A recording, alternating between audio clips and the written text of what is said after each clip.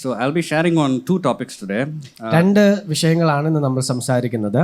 Topic 1 is about the God who calls.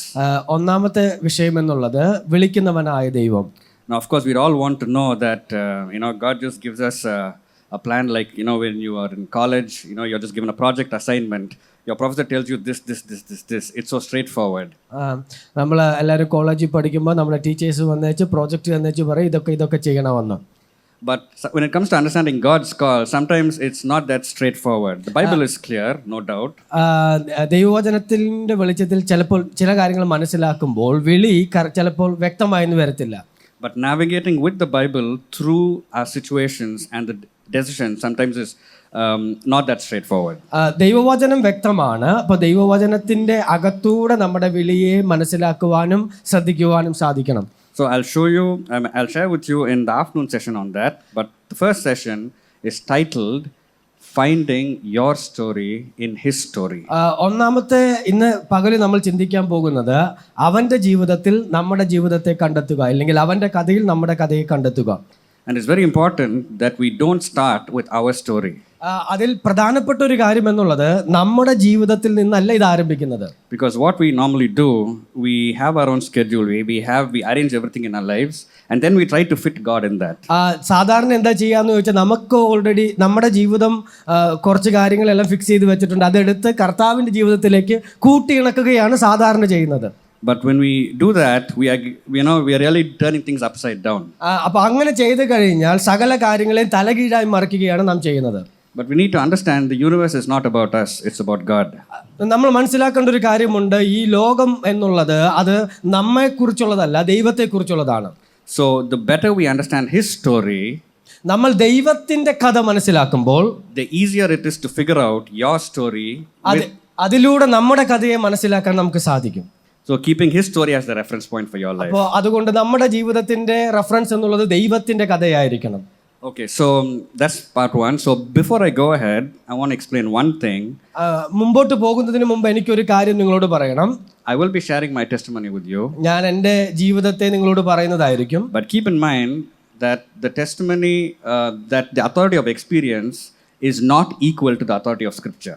എൻ്റെ ജീവിതത്തിന്റെ സാക്ഷ്യം എന്നുള്ളത് ദൈവവചനത്തിന്റെ ആധികാരികതയും അത്രയും ആധികാരികത ഉള്ളതല്ല. Scripture is always superior to anybody's experience. എൻ്റെ ഏതു മനുഷ്യന്റെയും ജീവിതത്തെക്കാൾ ഉയർന്നതാണ് ദൈവവചനത്തിന്റെ authority. All right, so with that disclaimer, let's move on. നമുക്ക് ആ ചിന്തയോടുകൂടെ മുമ്പോട്ട് പോകാം. So I grew up in Vellore. ഞാൻ വളർന്നത് വെല്ലൂരാണ്. I was born inside CMC. ഞാൻ CMCക്ക് അകത്താണ് വളർന്നത്. My mom worked in CMC. എൻ്റെ അമ്മ CMCയിലാണ്. My dad worked in another missionary institution. എൻ്റെ പപ്പ മറ്റൊരു മിഷണറി ഓർഗനൈസേഷനിലാണ് വർക്ക് ചെയ്യുന്നത്. And all the way till my great grandparents, I have strong church backgrounds on both sides. രണ്ട് വിധത്തിലും എൻ്റെ വല്യപ്പന്മാരുടെ വിധത്തിലും എനിക്ക് സഭയുമായി നല്ല ബന്ധമാണുള്ളത്. So I grew up knowing a lot of Bible stories, missionary stories right from childhood. ഞാൻ വളർന്നു വന്നത് തന്നെ ദൈവവചനത്തിലെ കഥകളും മിഷണറി കഥകളും എല്ലാം പഠിച്ചുകൊണ്ട് തന്നെയാണ്. But I got saved in 11th grade at a Christian music concert. ദൈവം എന്നെ രക്ഷിച്ചത് 11ാം ക്ലാസ്സിൽ ഞാൻ പഠിക്കുന്ന സമയത്ത് ഒരു സംഗീത പരിപാടിയുടെ നടുവിലാണ്. And I knew that Jesus is Lord, but still my knowledge of the word was not enough. എനിക്കറിയാം യേശു കർത്താവ് രക്ഷിതാവാണെന്ന്, പക്ഷേ ദൈവവചനത്തിലുള്ള എൻ്റെ അറിവ് കുറവായിരുന്നു. And what happens normally by the time you reach 11th or 12th grade in Vellore, but what normally happens is that you need to decide what you want to do for college. 11-12 ക്ലാസ്സിൽ വെല്ലൂരിൽ പഠിക്കുമ്പോൾ അവിടെ ഉണ്ടാകുന്ന ഒരു കാര്യം എന്നുള്ളത് അടുത്തത് എന്ത് ചെയ്യണമെന്ന് തീരുമാനിക്കണം. I grew up inside the CMC campus. ഞാൻ CMC ക്യാമ്പിന്റെ ഹോസ്പിറ്റലിന്റെ ക്യാമ്പിന്റെ അകത്താണ് വളർന്നത്. And growing up, you really don't have much of a choice about what you want to do. ആ ഒരു അവസ്ഥയിൽ എനിക്ക് വേറെ എന്ത് ചെയ്യാനുള്ള ഒരു ചോയ്സ് ഉണ്ടായിരുന്നില്ല. At the end of 12th grade, if you asked me, do you want to study medicine or do you want to study in CMC, I wouldn't have known the difference. എന്നോട് 12ാം ക്ലാസ്സിൽ പഠിക്കുന്ന സമയത്ത് എന്നോട് ചോദിക്കുവാണ് medicine പഠിക്കണോ CMC പഠിക്കണോ എന്ന് ചോദിച്ചാൽ അതിൽ വലിയ വ്യത്യാസമൊന്നുമില്ല. Because in my mind, both are the same. കാര്യം എൻ്റെ ചിന്തയ്ക്കകത്ത് രണ്ടും ഒന്ന് തന്നെയാണ്. And most of you know, even in the NIRF ranking, CMC has always been in the top 3 institutes in the country. അത് മാത്രമല്ല നമുക്കറിയാലോ ഇന്ത്യയിലെ ഇൻസ്റ്റിറ്റ്യൂട്ടുകളുടെ പേരുകളെല്ലാം എടുത്തു വരുമ്പോൾ CMC ടോപ്പിൽ നിൽക്കുന്ന ഒരു ഇൻസ്റ്റിറ്റ്യൂട്ടാണ്. So I entered into first year. CMCയിൽ ഞാൻ ജോയിൻ ചെയ്തു. എൻ്റെ ആദ്യത്തെ വർഷം ആരംഭിച്ചു. And just to know, where is Jitin? I'm not able to see Jitin here. He's here. All right. Okay, just to let you know, Jitin and I, we were in the same interview group for a CMC interview. That's how I know Jitin. നമ്മുടെ ഇവിടെയുള്ള ജിതിൻ ഡോക്ടറും സാറും എല്ലാം ആ ഒരേ interview ഗ്രൂപ്പിൽ തന്നെ ഉണ്ടായിരുന്നു. So that's how I know Jitin. Anyway, so into CMC, first year sailed through very smoothly. ഒന്നാം വർഷം വളരെ മനോഹരമായി കടന്നുപോയി. And then I entered, and so in first year we don't see patients. ഒന്നാം വർഷം നമുക്ക് രോഗികളെ കാണേണ്ട ആവശ്യമില്ല. And in the second year, we started interacting with patients. രണ്ടാമത്തെ വർഷം രോഗികളുമായിട്ട് സംസാരിക്കാൻ ആരംഭിച്ചു. I remember my first posting. ഞാൻ ഓർക്കുന്നത് എൻ്റെ ആദ്യത്തെ posting. I was posted in the infectious diseases department. I was infections department. Infections. Yeah, infections. That's right. Infection ബാധിക്കപ്പെട്ടവരുടെ കൂട്ടത്തിലാണ് എന്നെ ആദ്യം പോസ്റ്റ് ചെയ്തത്. So there was a child who was brought there. അവിടെ ഒരു കുഞ്ഞിനെ കൊണ്ടുവന്നു. The child was 2 years old. ആ കുഞ്ഞ് 2 വയസ്സുള്ളതായിരുന്നു. And this child had a blood transfusion done in another hospital elsewhere. വേറൊരു ആശുപത്രിയിൽ ഈ കുഞ്ഞിന്റെ രക്തം മാറ്റി വെച്ചിട്ടുണ്ട്. And because the procedures were not sterile, ആ ഒരു പ്രവൃത്തി നടന്നത് നല്ല രീതിയിലല്ലാത്തത് കൊണ്ട് this child had developed HIV. ആ കുഞ്ഞിന് HIV കിട്ടാൻ ഇടയായി തീർന്നു. And by the time this child reached us, he was in a very advanced stage of the disease. ആ അസുഖത്തിന്റെ ഏറ്റവും വലിയ അവസ്ഥയിലാണ് ആ കുഞ്ഞ് ഹോസ്പിറ്റലിലേക്ക് വന്നത്. Now this really bothered me. അതെന്നെ വല്ലാതെ വേദനിപ്പിച്ചു. Because this child did nothing to deserve this disease. ഈ അസുഖം വരാനായിട്ട് ആ കുഞ്ഞ് ഒന്നും ചെയ്തിട്ടില്ല. So at that point is when I encountered this so-called problem of evil. അവിടെയാണ് ഈ ഈവിൾ ദുഷ്ടത എന്ന പ്രശ്നത്തെ ഞാൻ ഏറ്റുമുട്ടിയത്. And normally people who argue against Christianity mention this. ഈ ക്രിസ്ത്യാനിറ്റിക്കെതിരെ വാദിക്കുന്നവർ ഈ വിഷയം എടുത്തുകൊണ്ട് വരും. They say God is all loving. You say God is all loving. അവർ പറയുന്നത് ഇങ്ങനെയാണ്, ദൈവം സ്നേഹമാകുന്നു. And you say God is all powerful. നിങ്ങൾ പറയുന്നത് ദൈവം സർവശക്തനാണ്. But there is evil in the world. പക്ഷേ ഈ ഭൂമിയിൽ ദുഷ്ടതയുണ്ട്. So it means either God is not all loving. അതിന്റെ അർത്ഥം ദൈവം മുഴുവൻ സ്നേഹമല്ല. Or he's not all powerful. അതിന്റെ അർത്ഥം ദൈവം മുഴുവൻ ശക്തനല്ല. Or he doesn't even exist in the first place. അതിന്റെ അർത്ഥം ആ ദൈവം നിലനിൽക്കുന്നത് അവന് നിലനിൽപ്പ് പോലുമില്ല. And at that point I realized that my knowledge of the word was not enough to answer that question.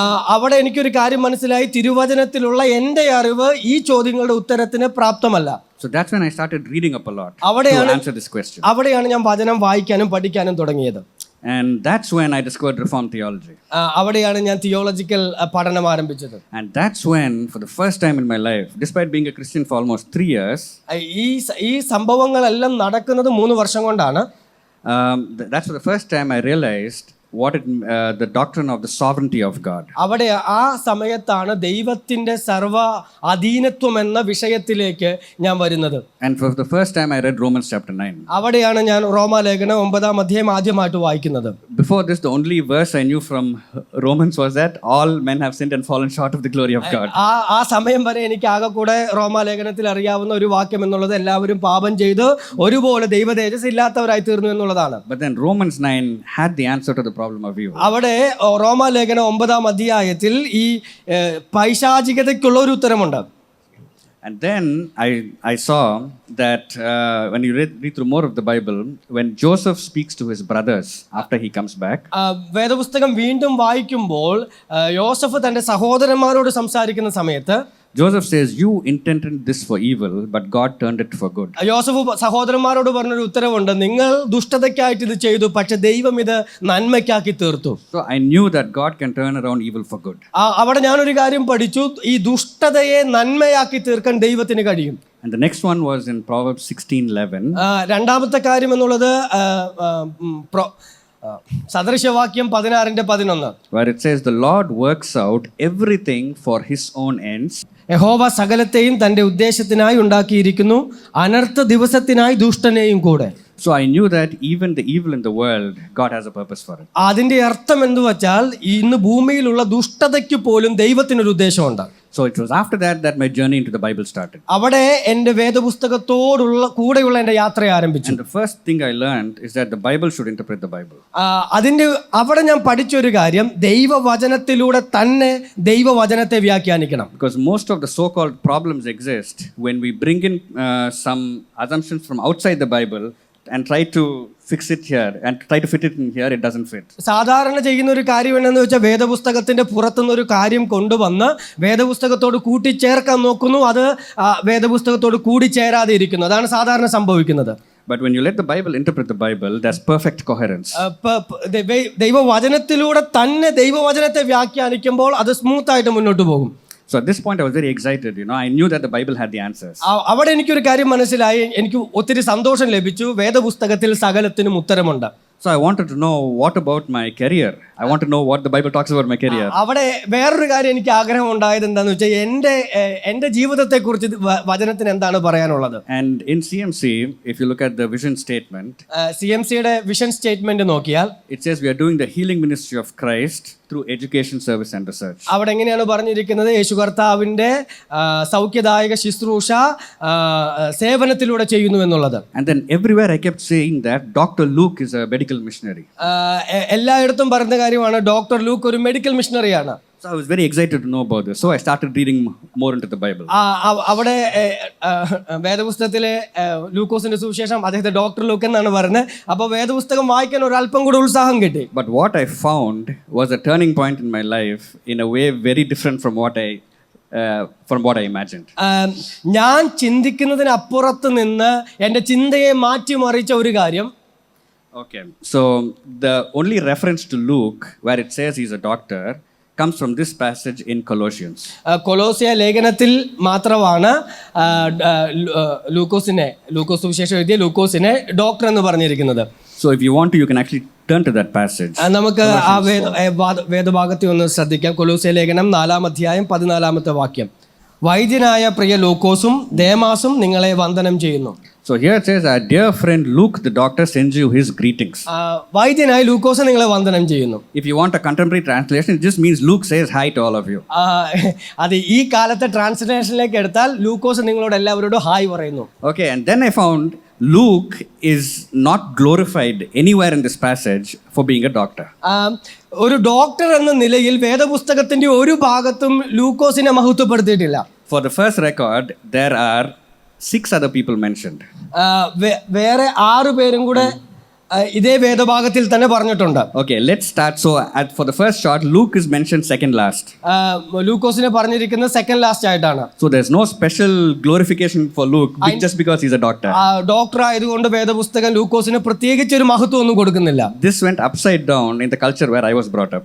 ഞാൻ വളർന്നു വന്ന സാമൂഹ്യ ചുറ്റുപാടിന്റെ നേരെ വിപരീതമാണ് വേദപുസ്തകത്തിൽ കാണുന്നത്. Yeah, in every mission hospital you go, the missionary doctor is at the apex of the pyramid. എന്ന് വെച്ചാൽ ഏത് മിഷണറി ആശുപത്രി പോയാലും മിഷണറി ഡോക്ടർ പിരമിഡിന്റെ മുകളിൽ ഇരിക്കുന്നത് പോലെയാണ്. Okay, I've never heard anybody talk about a missionary nurse, missionary physiotherapist, missionary driver, missionary plumber. Never. Missionary plumber എന്നോ missionary driver എന്നോ മിഷണറി നേഴ്സ് എന്നോ എവിടെയും കേൾക്കാറില്ല.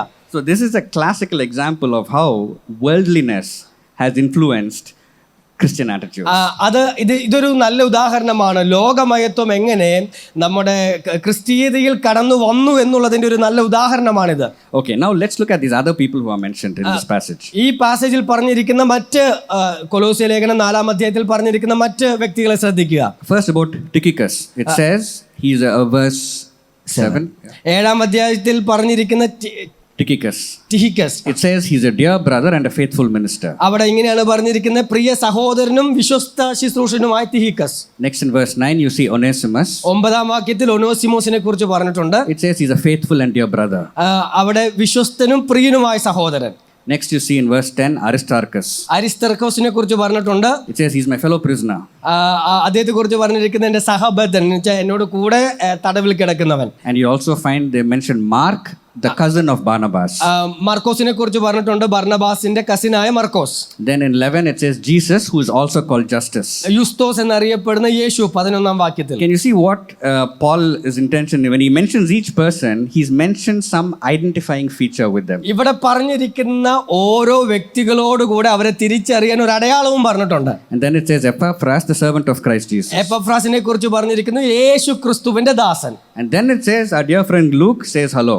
അതിനുശേഷമാണ് പറയുന്നത് വൈദ്യനായ ലൂക്കോസ് നിങ്ങളോട് ഹലോ പറയുന്നു. So it is impossible to glorify medicine just because Luke also happened to be a doctor. Doctor ആയതുകൊണ്ട് അദ്ദേഹത്തെ മഹത്വീകരിക്കുന്ന ഒരു കാര്യവും വേദപുസ്തകത്തിലില്ല. Okay, and then you see, fine, the Bible mentions various things about various disciples. വേദപുസ്തകത്തിൽ പല ശിഷ്യന്മാരെ കുറിച്ച് പല കാര്യങ്ങൾ വേദപുസ്തകം പറഞ്ഞിട്ടുണ്ട്. It says Matthew, the tax collector. മത്തായിയെ കുറിച്ച് പറഞ്ഞിരിക്കുന്നത് അവൻ ചുങ്കക്കാരനായിരുന്നു. All right, the rest of the Bible is there to tell us what God thought about tax collectors at that point in time. ആ സമയം വരെ ടാക്സ് കളക്ടേഴ്സിനെ കുറിച്ച്, ചുങ്കക്കാരെ കുറിച്ച് വേദപുസ്തകം പറയുന്നത് കാണാം. You find Simon the Zealot. അവിടെ പറഞ്ഞിരിക്കുന്ന എരിവുകാരനായ ശീമോൻ എന്ന് പറഞ്ഞിട്ടുണ്ട്. Zealots were considered to be terrorists by the Roman Empire back then. റോമാക്കാർക്കെതിരെ യുദ്ധം ചെയ്യുന്നവരെ ആയിട്ടാണ് എരിവുകാരെ വിശേഷിപ്പിച്ചിരുന്നത്. So when it says Simon the Zealot, God is not glorifying being a zealot. It's just a way to identify the guy. അദ്ദേഹം ഒരു തീവ്രവാദി ആയതുകൊണ്ട് സൈമനെ വേദപുസ്തകം മഹത്വീകരിക്കുന്നില്ല. And in two passages in the New Testament, പുതിയ നിയമത്തിലെ 2 വേദഭാഗങ്ങൾ, in James 2 and in Hebrews 11, യാക്കോബിന്റെ ലേഖനം 2-ഉം എബ്രായ ലേഖനം 11-ഉം, you find Rahab being mentioned. രാഹാബിനെ കുറിച്ച് പറഞ്ഞിട്ടുണ്ട്. And when Rahab is mentioned, it says, wasn't Rahab the prostitute justified by what she did? Rahab എന്ന വേശ്യയെ കുറിച്ച് പറഞ്ഞിരിക്കുന്നത് യേശു കർത്താവിന്റെ രക്തത്താൽ ശുദ്ധീകരിക്കപ്പെട്ടവളെന്നാണ്. Exactly. So when it says that, the rest of the Bible is there to tell us what God thought about Rahab's former way of life. മറ്റു വേദഭാഗങ്ങൾ രാഹാബിന്റെ പഴയകാല ജീവിതത്തെ കുറിച്ച് പറയാൻ ഉപയോഗിച്ചിട്ടുണ്ട്. So Luke the doctor means it's just a way to identify the guy, there's nothing more. വൈദ്യനായ ലൂക്കോസ് എന്നുള്ളത് ഒന്ന് തിരിച്ചറിയാൻ വേണ്ടി മാത്രമുള്ളതാണ്, അതിൽ കൂടുതലൊന്നുമില്ല. So then I got an idea. Let me look at the careers of all the apostles, at least the 12 apostles. അപ്പോൾ എനിക്കൊരു കാര്യം മനസ്സിലായി, 12 ശിഷ്യന്മാരുടെ ജീവിതത്തെ ഒന്ന് നോക്കാമെന്നുള്ളത്. Okay, at least 4 of them were definitely fishermen. അതിന്റെ അകത്ത് യേശു കർത്താവിന്റെ ശിഷ്യന്മാരുടെ കൂട്ടത്തിൽ 4 പേരെങ്കിലും മുക്കുവന്മാരായിരുന്നു. And it's very likely Philip, Nathanael and Thomas were also fishermen, because in John 21 those 3 are present along with Peter. ഫിലിപ്പും തോമസും മുക്കുവന്മാരായിരിക്കാനാണ് സാധ്യത. കാര്യം യോഹന്നാന്റെ സുവിശേഷം 21-ാം അധ്യായത്തിൽ മീൻ പിടിക്കാൻ പോകുന്ന പത്രോസിന്റെ കൂടെ അവരെയും കാണുവാനുണ്ട്. So at least 7 of them are fishermen, but nobody is talking about becoming a fisherman for God's glory. അതിൽ 7 പേരെങ്കിലും മുക്കുവന്മാരാണ്, പക്ഷേ ദൈവനാമ മഹത്വം അവരുടെ പ്രവൃത്തിയിലൂടെ വെളിപ്പെടുന്നു, അവരെ മഹത്വീകരിക്കുന്നില്ല. Everybody says be a doctor for God's glory. എല്ലാവരും പറയുന്നത് ഒരു ഡോക്ടർ ദൈവത്തിന്റെ മഹത്വത്തിനായി. And Jesus was a carpenter, but nobody glorifies being a carpenter. ഒരു കാർപ്പൻ്റർ ആകുന്നത് കൊണ്ട് ആരും അദ്ദേഹത്തെ മഹത്വീകരിക്കുന്നില്ല. So I knew the admiration that people had for the medical profession is basically worldliness that has influenced the church. അപ്പോൾ ഒരു medical doctor എന്ന നിലയിൽ എനിക്ക് ലഭിക്കുന്ന ബഹുമാനം എന്നുള്ളത് ലോകത്തിന്റെ മാലിന്യം ക്രിസ്തീയതയ്ക്കകത്തേക്ക് കടന്നു വന്നതാണ്. Of course, when I share this with my parents, I got into trouble. I'll come to that later on.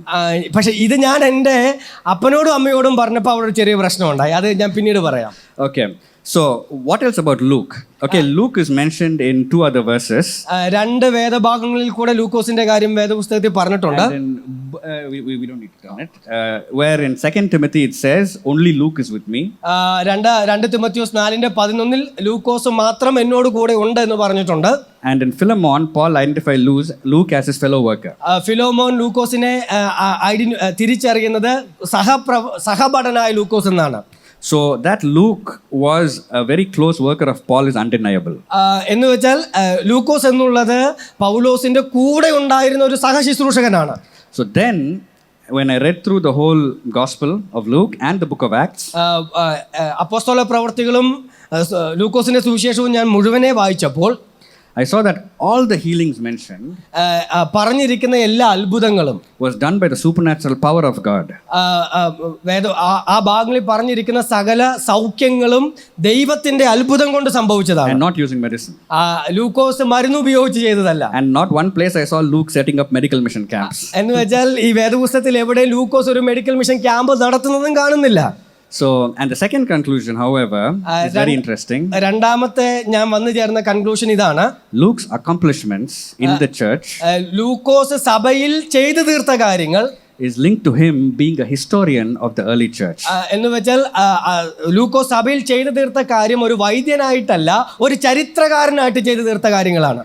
And some of you may know this man. This man is William Ramsay. ഇതിന് ഈ ഫോട്ടോയിൽ കാണുന്നവരെ പലർക്കും അറിയായിരിക്കും. William Ramsay എന്നാണ് അദ്ദേഹത്തിന്റെ പേര്. He was an archaeologist from the University of Oxford. ഓക്സ്ഫോർഡിൽ നിന്നുള്ള ഒരു ആർക്കിയോളജിസ്റ്റ് ആണ് അദ്ദേഹം. You know, in the 1800s, when Charles Darwin came up with evolution, പരിണാമ സിദ്ധാന്തം കൊണ്ട് ചാൾസ് ഡാർവിൻ 18ാം നൂറ്റാണ്ടിൽ എഴുന്നേറ്റ് വന്നപ്പോൾ there was a lot of attempt to discredit the Bible. ആ സമയത്ത് വേദപുസ്തകത്തെ മലിനീകരിക്കാൻ ഒരുപാട് ശ്രമങ്ങൾ നടന്നിട്ടുണ്ട്. It was not just with the creation passage. അത് not just സൃഷ്ടിയോടുള്ള ബന്ധത്തിൽ മാത്രമല്ല, but they wanted to discredit the rest of the historicity of the Bible, including the New Testament. വേദപുസ്തകത്തിന്റെ ചരിത്രത്തെ മലിനീകരിക്കാനും ശ്രമിച്ചിട്ടുണ്ട്. So this man started off as an atheist, wanting to discredit Luke.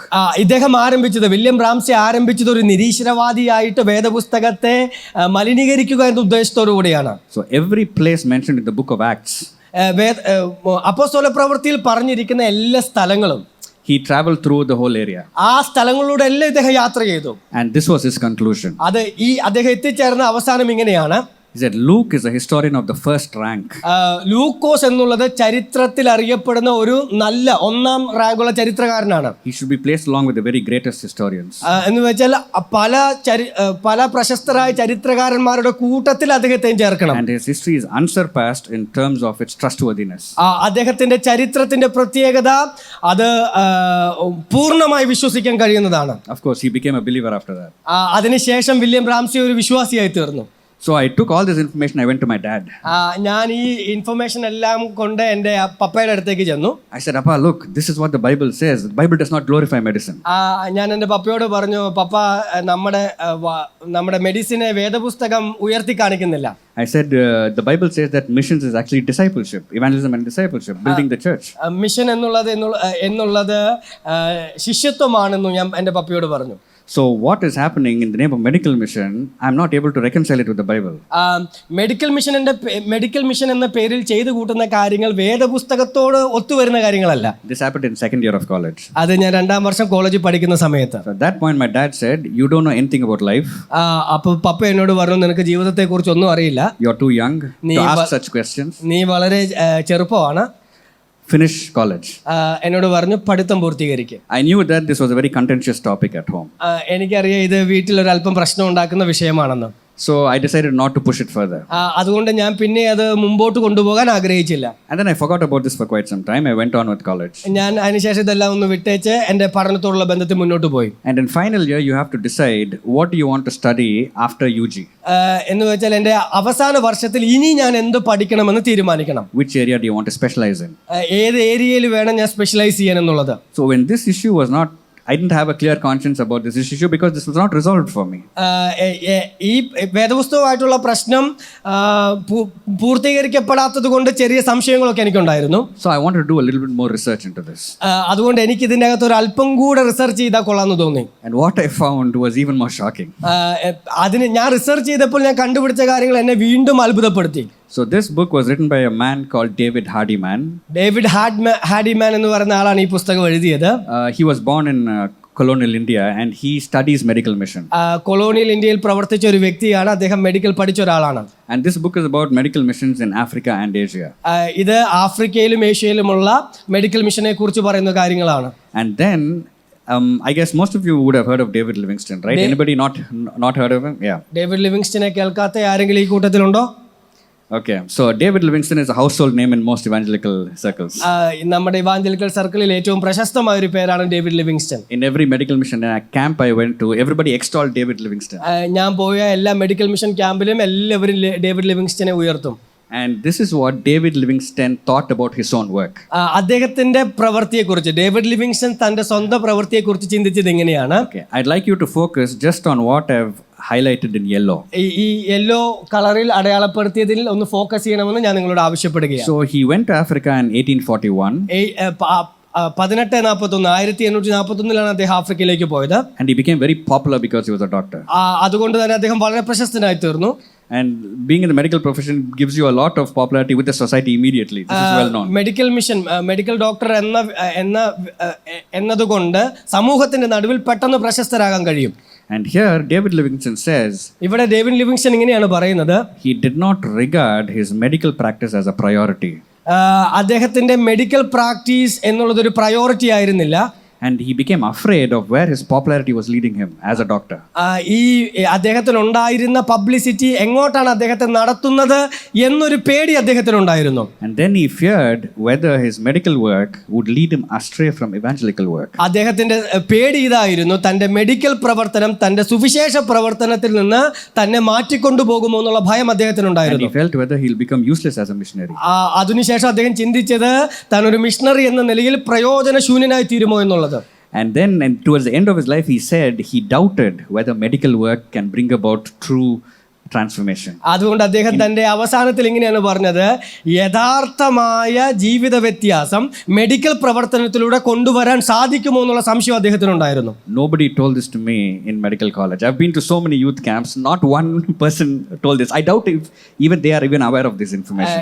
ഞാൻ പോയ youth ക്യാമ്പിൽ ഇതൊന്നും എന്നോട് ആരും പറഞ്ഞിട്ടില്ല. എനിക്ക് തോന്നുന്നില്ല ഇതൊക്കെ ആർക്കെങ്കിലും ചിന്തയിലുള്ള കാര്യമാണോ എന്ന്. Because we are still so much caught up with the idolatry of the medical profession. Medical profession എന്ന വിഗ്രഹാരാധനയ്ക്കകത്ത് നമ്മൾ മുഴുകിയിരിക്കുകയാണ്. And then I found the letter that David Livingstone wrote to the Church Missionary Society in London. Church missionary സൊസൈറ്റിക്ക് David Livingstone എഴുതിയ ഒരു കത്ത് എൻ്റെ കൺമുമ്പിൽ കാണാനിടയായി. And he says, I initially came here, but now I feel that I should have as little to do with medicine as possible. ഞാനിവിടെ വന്നിട്ട് എനിക്ക് ചെയ്യാവുന്നതിൽ മെഡിക്കലുമായിട്ട് ബന്ധപ്പെട്ട ഏറ്റവും കുറച്ച് കാര്യങ്ങൾ ചെയ്യാൻ ഞാൻ ആഗ്രഹിക്കുകയാണ്. And towards the end he said, I may perhaps be a very good doctor but become a useless missionary. കാര്യം എന്താണെന്ന് ചോദിച്ചു കഴിഞ്ഞാൽ ഞാൻ അവസാനം ഒരു നല്ല ഡോക്ടറാകും, ഉപയോഗശൂന്യനായ മിഷണറി ആയിത്തീരും. Okay, so this was one aspect of it. ഇതാണ് അദ്ദേഹത്തിന്റെ ഒരു ആസ്പെക്ട് എന്നുള്ളത്. But there was something else that bothered me even more. ഇതിനേക്കാൾ അധികം എന്നെ ചിന്തിപ്പിച്ച മറ്റൊരു വിഷയമുണ്ട്. Keep in mind, most of medical mission happened in colonial contexts. ഞാൻ പഠിച്ച എൻ്റെ മെഡിക്കൽ റിസർച്ചുകളെല്ലാം കൊളോണിയൽ കാലഘട്ടത്തിൽ ഉണ്ടായിരുന്നതാണ്. Whether in Asia or in Africa. ആഫ്രിക്കയിലോ ഏഷ്യയിലോ ഉള്ളത്. So that time there was a lot of movements against colonialism. ആ സമയത്ത് ഈ കമ്പനിവൽക്കരണത്തിനെതിരെ ഒരുപാട് മൂവ്മെന്റ്സ് ഉണ്ടായിരുന്നു. And people were afraid of preaching the word. ആ സമയത്ത് വചനം പ്രസംഗിക്കാൻ ആളുകൾക്ക് ഭയമുണ്ടായിരുന്നു. And specifically in India, Gandhi was admired a lot. ഇന്ത്യയിൽ മഹാത്മാഗാന്ധിയെ ഒരുപാട് ബഹുമാനിക്കുന്നുണ്ട്. And missionaries eventually felt we should do social service and forget about preaching. മിഷണറിമാര് സാമൂഹ്യ പ്രവർത്തനം ചെയ്ത് പ്രസംഗിക്കാൻ മറന്നുപോയിട്ടുണ്ട്. This is what scared the daylights out of me. This is what really scared me. അതെന്നെ വല്ലാതെ ഭയപ്പെടുത്തി. Because in 1 Corinthians 1:21, 1 Corinthians 1:21. 1 കൊരിന്ത്യർ 1:21. Let's actually turn to that passage. നിങ്ങൾക്ക് എല്ലാവർക്കും ആ വേദഭാഗം നോക്കാം. 1 കൊരിന്ത്യർ 1:21. ദൈവത്തിന്റെ ജ്ഞാനത്തിൽ ലോകം ജ്ഞാനത്താൽ ദൈവത്തെ അറിയായകൊണ്ട് വിശ്വസിക്കുന്നവരെ പ്രസംഗത്വത്തിന്റെ ദോഷത്താൽ രക്ഷിപ്പാൻ ദൈവത്തിന് പ്രസാദം തോന്നി. It says God was pleased through the foolishness of what was preached to save those who believe. രക്ഷിക്കുവാൻ ദൈവം പ്രസാദിച്ചത് പ്രസംഗത്വത്തിന്റെ ദോഷത്വത്തിലൂടെയാണ്. You know, the Jews look for signs. യഹൂദന്മാർ അടയാളം അന്വേഷിക്കുന്നു. Greeks look for wisdom. യവനന്മാർ ജ്ഞാനം അന്വേഷിക്കുന്നു. But we preach Christ crucified. നമ്മളോ ക്രൂശിക്കപ്പെട്ട ക്രിസ്തുവിനെ പ്രസംഗിക്കുന്നു. A stumbling block to Jews and Greeks. യഹൂദന്മാർക്കും യവനന്മാർക്കും തടസ്സമായി നിൽക്കുന്നവനെ. Paul does not say just because it's foolishness stop preaching, do social action. അത് പൗലോസ് പറഞ്ഞില്ല ഇത് ഫൂളിഷ്നെസ് ആയതു, ഇത് ബോഷത്വമായതുകൊണ്ട് ഇത് നിർത്തി സാമൂഹ്യ സേവനം ചെയ്യാമെന്ന്. God said God was pleased through the foolishness of what was preached to save those who believe. ബോഷത്വത്തിലൂടെ രക്ഷിപ്പാനാണ് ദൈവത്തിന് പ്രസാദം തോന്നിയത്. So this information was even more explosive. ഈ ഇൻഫർമേഷൻ എനിക്ക് കിട്ടിയ ഈ അറിവും വളരെ ചിന്തനീയമായിരുന്നു. So now I was intrigued to know what about CMC. CMC has a great mission history, right? CMCക്ക് ഒരുപാട് മിഷണറി കഥകൾ പറയാനുണ്ട്. So I wanted to research into the history of CMC. ഞാൻ CMCയുടെ ചരിത്രത്തെ കൂടെ പഠിക്കാൻ ശ്രമിച്ചു. So CMC is actually an institution formed by the parent institution, which was the Reformed Church in America. Reform church, അമേരിക്കയിലുള്ള reform ചർച്ചാണ് ഈ CMCയുടെ പ്രവർത്തനം ആരംഭിക്കുന്നത്. So I started researching into this. ഞാനത് പഠിക്കാനായിട്ട് തുടങ്ങി. Just to give you a bit of personal history on this. ഇതിൻ്റെ അകത്ത് ചില വ്യക്തിപരമായ ചരിത്രം കൂടെ പറയാം. My great-grandparents on both sides എൻ്റെ മാതാവിൻ്റെയും പിതാവിൻ്റെയും മാതാപിതാക്കൾ were directly discipled by this mission. ഈ മിഷനിലൂടെ വളർന്നു വന്ന ശിഷ്യന്മാരാണ്. So if you see this map, you will see a shaded area over there. നിങ്ങൾക്ക് അവിടെ അടയാളപ്പെടുത്തിയ ഒരു ഭാഗം കാണാം. Yes, that is known as the North Arcot area. North Arcot area. Arcot area. So that was the area where they had done their mission. ഇവിടെയാണ് ആ mark ചെയ്ത സ്ഥലത്താണ് അവർ മിഷണറി പ്രവർത്തനം നടത്തിയത്. And then, so by 1947, when CSI was formed, 1947 CSI ആരംഭിച്ചപ്പോൾ this mission merged together with CSI. CSIയോട് കൂടെ ഈ മിഷനും ചേർന്ന് പ്രവർത്തിക്കാൻ തുടങ്ങി. So the number of institutions they had, അവർക്ക് കുറച്ചധികം സ്ഥാപനങ്ങൾ ഉണ്ടായിരുന്നു. is quite a lot. ഒത്തിരി ഉണ്ടായിരുന്നു. One college, ഒരു college, 6 boys and 7 girls high schools, ബോയ്സിനും ഗേൾസിനും high schools, 137 elementary schools, 137 elementary schools, men's and women's teacher training school, training schools ഉണ്ടായിരുന്നു, 1 seminary, സെമിനാരി ഉണ്ടായിരുന്നു, and the great CMC. പിന്നെ CMC ഹോസ്പിറ്റലും. So, but then the more I read into this, I was surprised to find the starting principles of this mission. ഈ ശുശ്രൂഷയുടെ തുടക്കത്തിൽ ഉണ്ടായിരുന്ന മൂല്യങ്ങളെ വായിച്ചപ്പോൾ എനിക്ക് അത്ഭുതം തോന്നി. And in early 1947, 1947 തുടക്കത്തിൽ one of the members of the Foreign Mission Board, foreign mission ബോർഡിലുള്ള ഒരു വ്യക്തി, he resigned from this organization. ഈ ഓർഗനൈസേഷനിൽ നിന്ന് ജോലി നിർത്തിപ്പോയി. He said, in establishing so many educational, medical and economic institutions, അദ്ദേഹം പറയുന്നത് ഒരുപാട് സ്ഥാപനങ്ങൾ ആരംഭിച്ചാൽ the Arcot mission had lost its first priority. ഒരുപാട് മിഷൻ പ്രവർത്തനങ്ങൾ ആരംഭിച്ചാൽ ഫോക്കസ് ചെയ്ത സ്ഥലങ്ങളിൽ നിന്ന് മിഷൻ പ്രവർത്തനത്തിൽ നിന്ന് നഷ്ടമായി പോകും. Which was the priority of evangelism.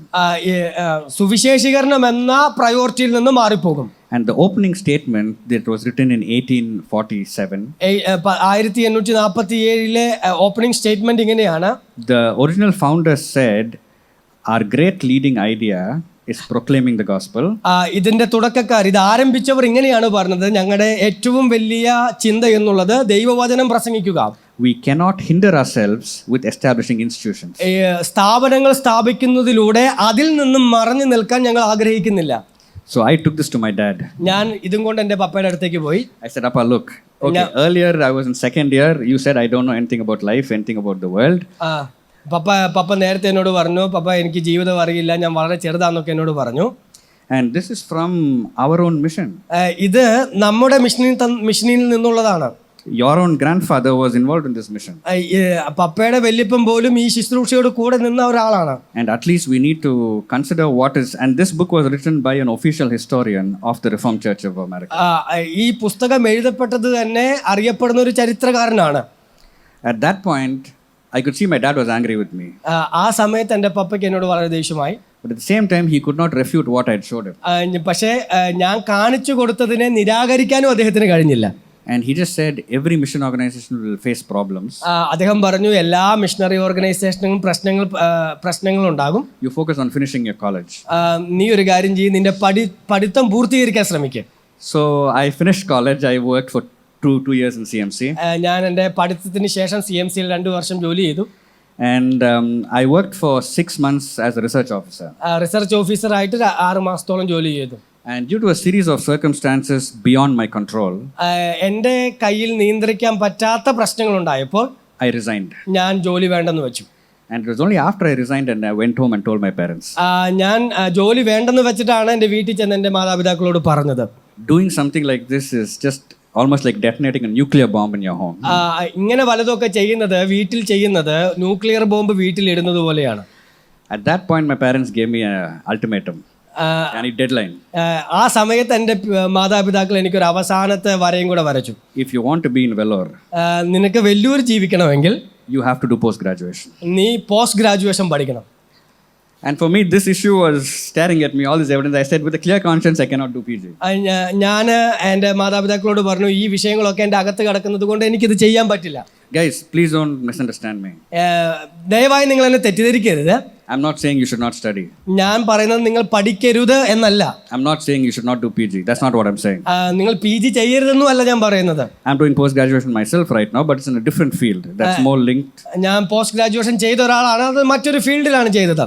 Yeah, so thing is, growing up in CMC, if you do a PG that is not clinical, that is not focused on treating patients, if you do a post graduation, if you're in CMC, you should continue as a doctor forever. CMCയിൽ നിന്നുകൊണ്ട് post graduation ചെയ്തു കഴിഞ്ഞാൽ ഡോക്ടറായി തന്നെ സ്ഥിരമായി തുടരണം. If you do something else, വേറെ എന്തെങ്കിലും ചെയ്താൽ it's a big sin. അതൊരു വലിയ പാപമാണ്. Okay, so at that point I really didn't know what to do, and then I said, okay, I'll work for about 1 year in Kulu Manali.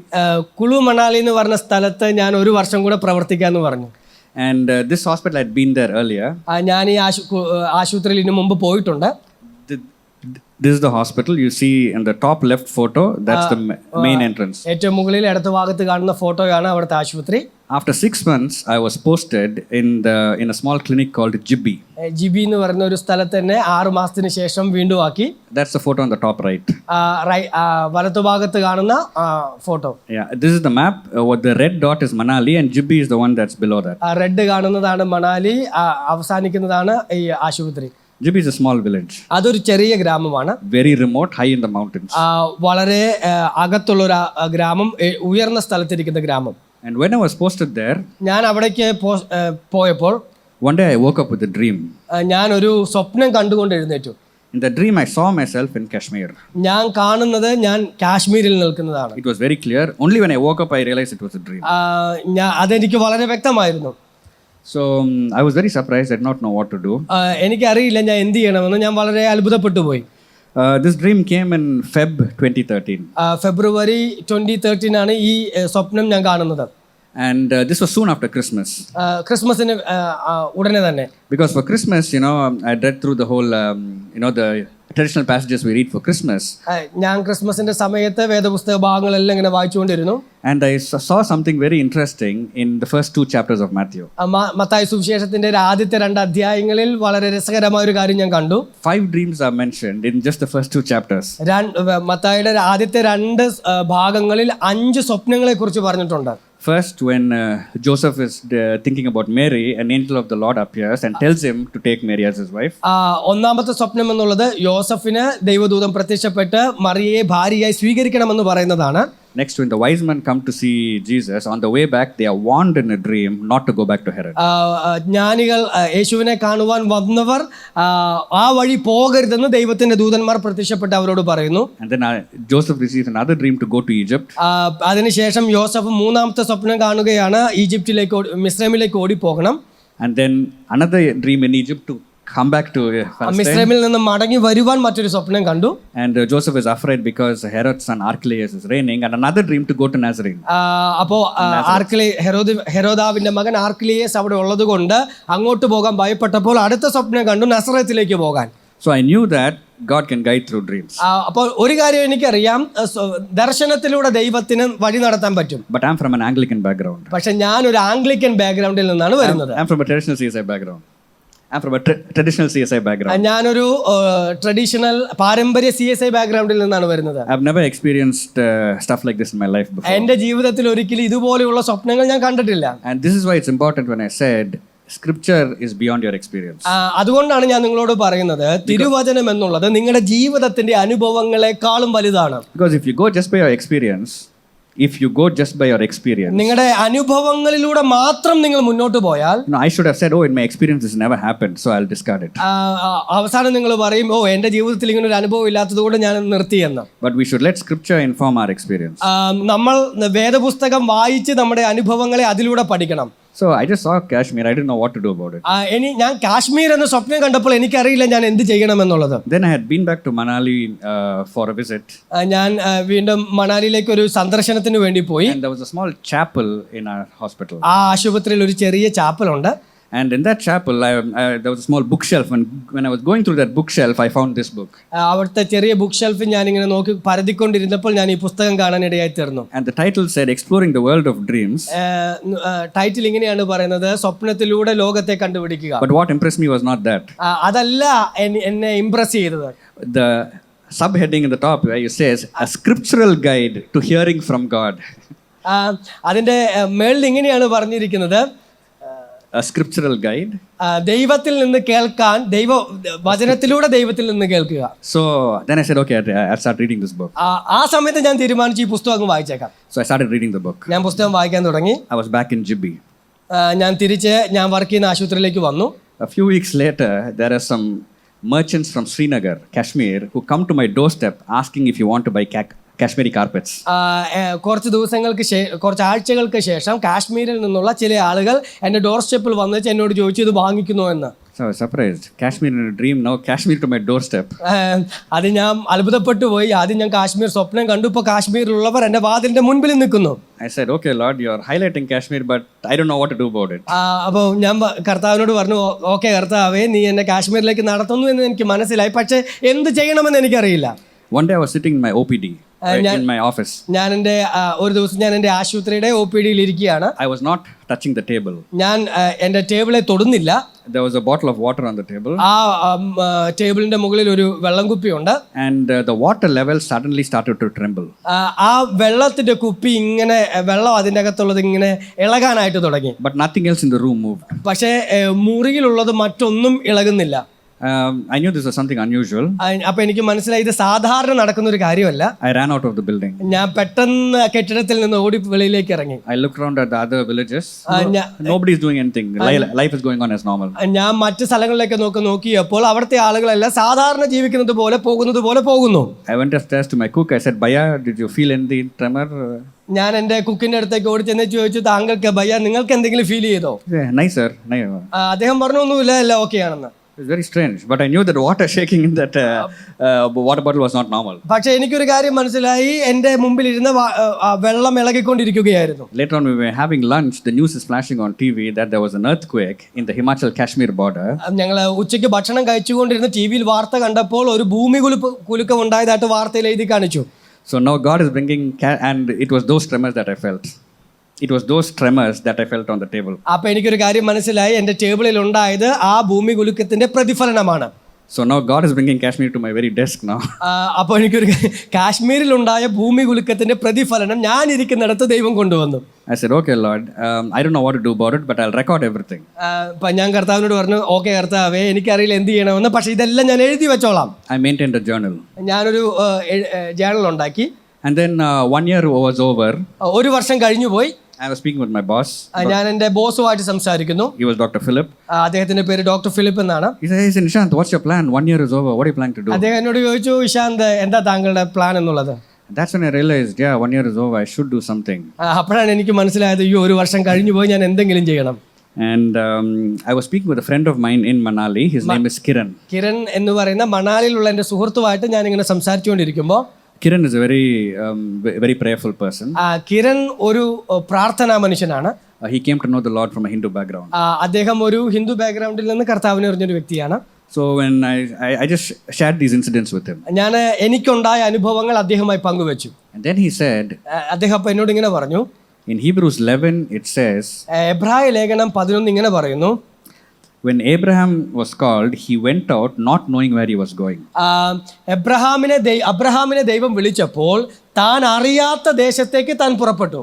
But you already know where you're supposed to go. എന്നിട്ട് എന്നോട് പറഞ്ഞു, താങ്കൾക്ക് എങ്ങോട്ടാ പോകണ്ടെന്ന് അറിയാമല്ലോ. So you're in a much better position than Abraham. അപ്പോൾ താങ്കൾ അബ്രഹാമിനേക്കാൾ നല്ലൊരു വ്യക്തിയാണ്. So the conclusion was clear. You have no excuse to ignore what God is telling you. അപ്പോൾ അതുകൊണ്ട് ദൈവം താങ്കളോട് പറഞ്ഞതിനെ മറന്നു കളയാൻ താങ്കൾക്കൊക്കത്തില്ല. So he said, I know you're taking this journey in faith. എനിക്കറിയാം നീ വിശ്വാസത്തിന്റെ യാത്ര തുടങ്ങുമെന്ന്. So he said, I want to encourage you. Let's go to a trekking shop. I want to get you a trekking bag. എനിക്കറിയാം നീ വിശ്വാസത്തിന്റെ യാത്ര തുടങ്ങുമെന്ന്, അതുകൊണ്ട് എനിക്ക് നിന്നെ എൻകറേജ് ചെയ്യാനുള്ളത്, നമുക്കൊരു കടയിൽ പോയേച്ചാൽ ഒരു ലഗേജ് കൊണ്ടുവന്ന് ബാഗൊക്കെ മേടിക്കാമെന്ന്. So this shop was known to Kiran and me. The owner was a guy called Vicky. വിക്കി എന്ന് പറയുന്ന ഒരു സഹോദരന്റെ കടയായിരുന്നു അത്. So we went there, Kiran, but Vicky was not there that day. അദ്ദേഹത്തെ ഞങ്ങൾക്ക് പരിചയമുണ്ട്, പക്ഷെ അദ്ദേഹം ആ കടയിൽ ആ സമയത്ത് ഉണ്ടായിരുന്നില്ല. So Kiran got me a proper trekking bag for Kashmir. കാശ്മീരിലേക്ക് കൊണ്ടുപോകാൻ ഒരു നല്ല ബാഗ് മേടിച്ചു. And just as we were leaving, ഞങ്ങൾ ഇറങ്ങാൻ തുടങ്ങുന്ന സമയത്ത് Kiran said, I think you need a proper digital watch that will show a little bit of the the weather, the altitude. എന്നിട്ട് എന്നോട് പറഞ്ഞു, നിനക്കൊരു ഡിജിറ്റൽ വാച്ചിന്റെ ആവശ്യമുണ്ട്, കാര്യം ക്ലൈമറ്റും മറ്റു കാര്യങ്ങളും എല്ലാം മനസ്സിലാക്കാൻ നിനക്കൊരു വാച്ച് വേണം. I was not keen on buying any watch because I had a dial-up watch that was working fine. കാര്യം എൻ്റെ കയ്യിലുണ്ടായിരുന്ന ഒരു സാധാരണ വാച്ചാണ്, അത് നന്നായി പ്രവർത്തിക്കുന്നുണ്ടായിരുന്നു. But Kiran's like an elder brother to me. Kiran എൻ്റെ ഒരു മൂത്ത സഹോദരനാണ്. So when he advises me on something, I'll take it. അവൻ എന്നെ വല്ല കാര്യത്തിൽ ഉപദേശിച്ചാൽ ഞാൻ അതങ്ങ് സ്വീകരിക്കും. So I just want to inquire about the price of the watch. അപ്പൊ ഞാൻ വാച്ചിന്റെ വില ചോദിക്കാൻ തീരുമാനിച്ചു. The cheapest price in that watch area, the watch was 5,000. എടുത്തു വെച്ച വാച്ചുകളിൽ ഏറ്റവും കുറഞ്ഞ വിലയുള്ള വാച്ച് 5,000 രൂപയുടെ ആയിരുന്നു. And I mean, these are all trekking watches, so they are a bit costly. അത് ആ വാച്ചുകളെല്ലാം ഇച്ചിരി വില കൂടിയതാണ്. I didn't want to waste 5,000 on a watch. പക്ഷേ വാച്ചിന്റെ മേളിൽ 5,000 രൂപ കളയാൻ എനിക്ക് താല്പര്യമില്ല. I asked the guy, how much of discount will you give? ഞാൻ ചോദിച്ചു, താങ്കൾ എനിക്ക് എന്തുമാത്രം ഡിസ്കൗണ്ട് തരും? This is not Vicky, this is some other guy. അത് വിക്കി അല്ല, വേറൊരാളായിരുന്നു. He said, I'll give you 100 rupees discount. അദ്ദേഹം പറഞ്ഞു 100 രൂപ ഡിസ്കൗണ്ട് തരാമെന്ന്. I said, forget it. And then I said, bro, let's go back. I told Kiran. ഞാൻ കിരണിനോട് പറഞ്ഞു നമുക്ക് തിരിച്ചു പോകാമെന്നുള്ളത്. So I went back that night. I said, Lord, I'm ready to follow wherever you lead me, but you need to tell me something clearly. Just telling me Kashmir is not enough. Give me something specific. ഞാൻ ദൈവത്തോട് അന്ന് രാത്രി പറഞ്ഞു, കർത്താവേ, ഞാൻ പോകാൻ റെഡിയാണ്, പക്ഷേ എവിടെ കാശ്മീരിൽ പോകണമെന്നുള്ളത് അങ്ങ് എന്നോട് പറയണം, വളരെ വ്യക്തമായി പറയണം. So I woke up slept, I prayed and slept, and when I woke up in the early morning, ഞാൻ പ്രാർത്ഥിച്ച് രാത്രി കിടന്നുറങ്ങി, അതിരാവിലെ എഴുന്നേറ്റു. I had this dream. It was a very short dream. എനിക്ക് വളരെ ചെറിയൊരു സ്വപ്നം വീണ്ടും ഉണ്ടായി. Kiran and I are going to the same shop. ഞാനും കിരണും ആ കടയിലേക്ക് വീണ്ടും പോകുന്നു. And I'm looking at the watches. ഞാൻ ആ വാച്ചുകളിലേക്ക് വീണ്ടും നോക്കുന്നു. And the price tag of the watch ആ വാച്ചിന്റെ വിലകൾ എന്നുള്ളത് that I had asked about yesterday. ഇന്നലെ ഞാൻ ചോദിച്ച ആ വാച്ചുകളുടെ വില, the price tag says 4,500. വാച്ചുകളുടെ വില 4,500 രൂപ. I woke up very puzzled. I woke up, I was very confused. ഞാൻ രാവിലെ ചിന്തിച്ചുകൊണ്ടാണ് എഴുന്നേറ്റത്. Lord, I'm asking you for something about Kashmir. ഞാൻ ദൈവത്തോട് പറഞ്ഞു, കർത്താവേ, ഞാൻ കാശ്മീരിൽ എന്തെങ്കിലും ആണ് പറഞ്ഞത്. Telling me about the price of a watch I'm not even interested in buying in the first place. ഞാൻ വാച്ചുകളുടെ കാര്യമല്ലല്ലോ ചോദിച്ചത്, എനിക്കത് മേടിക്കാൻ പോലും താല്പര്യമില്ല, പിന്നെ എന്തിനാ സ്വപ്നത്തിൽ വാച്ചുകൾ എന്നെ കാണിക്കുന്നേ? This is that watch, by the way. Yeah. So anyway, so I woke up, I shared this with Kiran. I said, bro, this is what I saw. ഞാൻ എഴുന്നേറ്റ് വാച്ച് കിരണിനോട് പറഞ്ഞു, കിരൺ, ഇതാണ് ഞാൻ കണ്ടത്.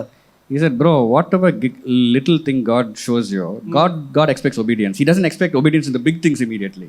കിരൺ എന്നോട് പറഞ്ഞു, താങ്കളെ ദൈവം കാണിക്കുന്ന ചെറിയ കാര്യത്തിൽ ദൈവം പ്രതീക്ഷിക്കുന്നത് ദൈവത്തെ അനുസരിക്കുക എന്നുള്ളതാണ്. I said, okay, then let's go back to the watch shop. അപ്പോൾ ഞാൻ പറഞ്ഞു, അങ്ങനെയാണെങ്കിൽ നമുക്ക് ആ വാച്ച് കടയിലേക്ക് മടങ്ങി പോകാം. So Kiran and I, in our break time, we went there. ഞങ്ങൾ വീണ്ടും അങ്ങോട്ട് പോയി. And again, Vicky is not there. This other guy is there. അപ്പോഴും വിക്കി എന്ന് പറഞ്ഞ ഞങ്ങളുടെ സുഹൃത്ത് അവിടെ ഇല്ല, മറ്റേ വ്യക്തിയാണ് അവിടെ ഉള്ളത്. So I went to this watch over there. ഞാൻ ആ വാച്ചുകൾ വീണ്ടും നോക്കി. I immediately looked at the price tag. ഞാൻ പെട്ടെന്ന് നോക്കിയത് ആ വാച്ചുകളുടെ വിലയാണ്. It still says 5,000. അത് എഴുതി വെച്ചേക്കുന്നത് 5,000 തന്നെ. That's not what I saw in the dream. പക്ഷെ ഞാൻ അതല്ല സ്വപ്നത്തിൽ കണ്ടത്. So I called the guy again. I said, this watch, how much discount you'll give? ഞാൻ ആ വ്യക്തിയെ വിളിച്ച് ചോദിച്ചു, ഈ വാച്ചിന് നിങ്ങൾ എത്ര രൂപ ഡിസ്കൗണ്ട് തരും?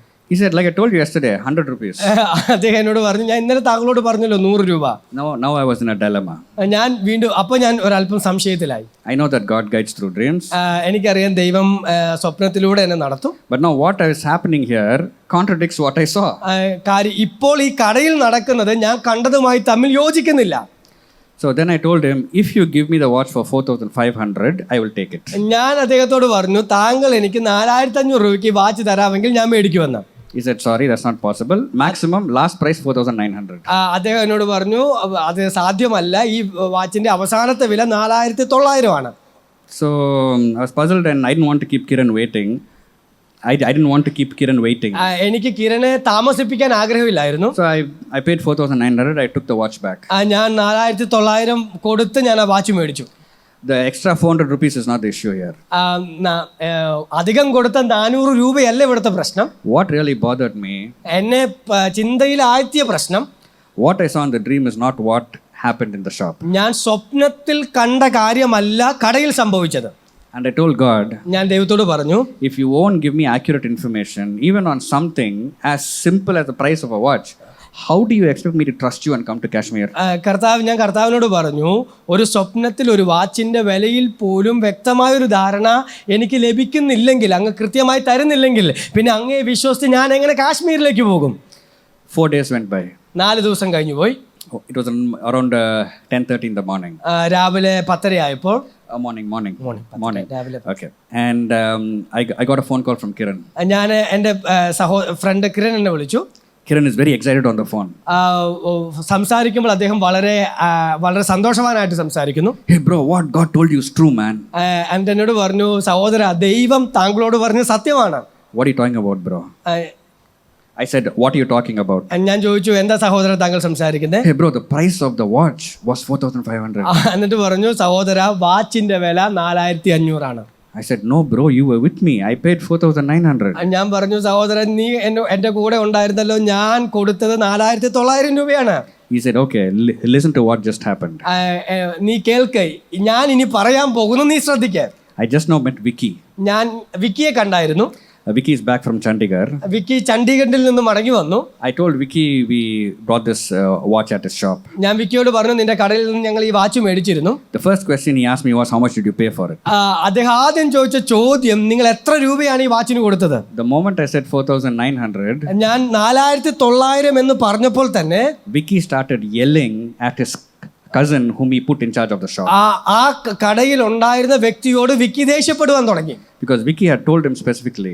വിക്കി അദ്ദേഹത്തോട് നേരത്തെ കടയിലുള്ള വ്യക്തിയോട് പറഞ്ഞിരുന്നു. Before he left, he said, if Nishant or Kiran come to the shop, അത് പറഞ്ഞത് ഇങ്ങനെയാണ്, നിശാന്തോ കിരണോ കടയിലേക്ക് വന്നാൽ on any product they pick, flat 10% discount.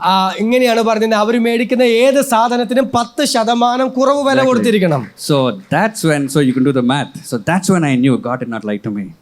എനിക്കപ്പോൾ ഒരു കാര്യം മനസ്സിലായി, കർത്താവ് തരുന്നത് തെറ്റാറില്ല. Never.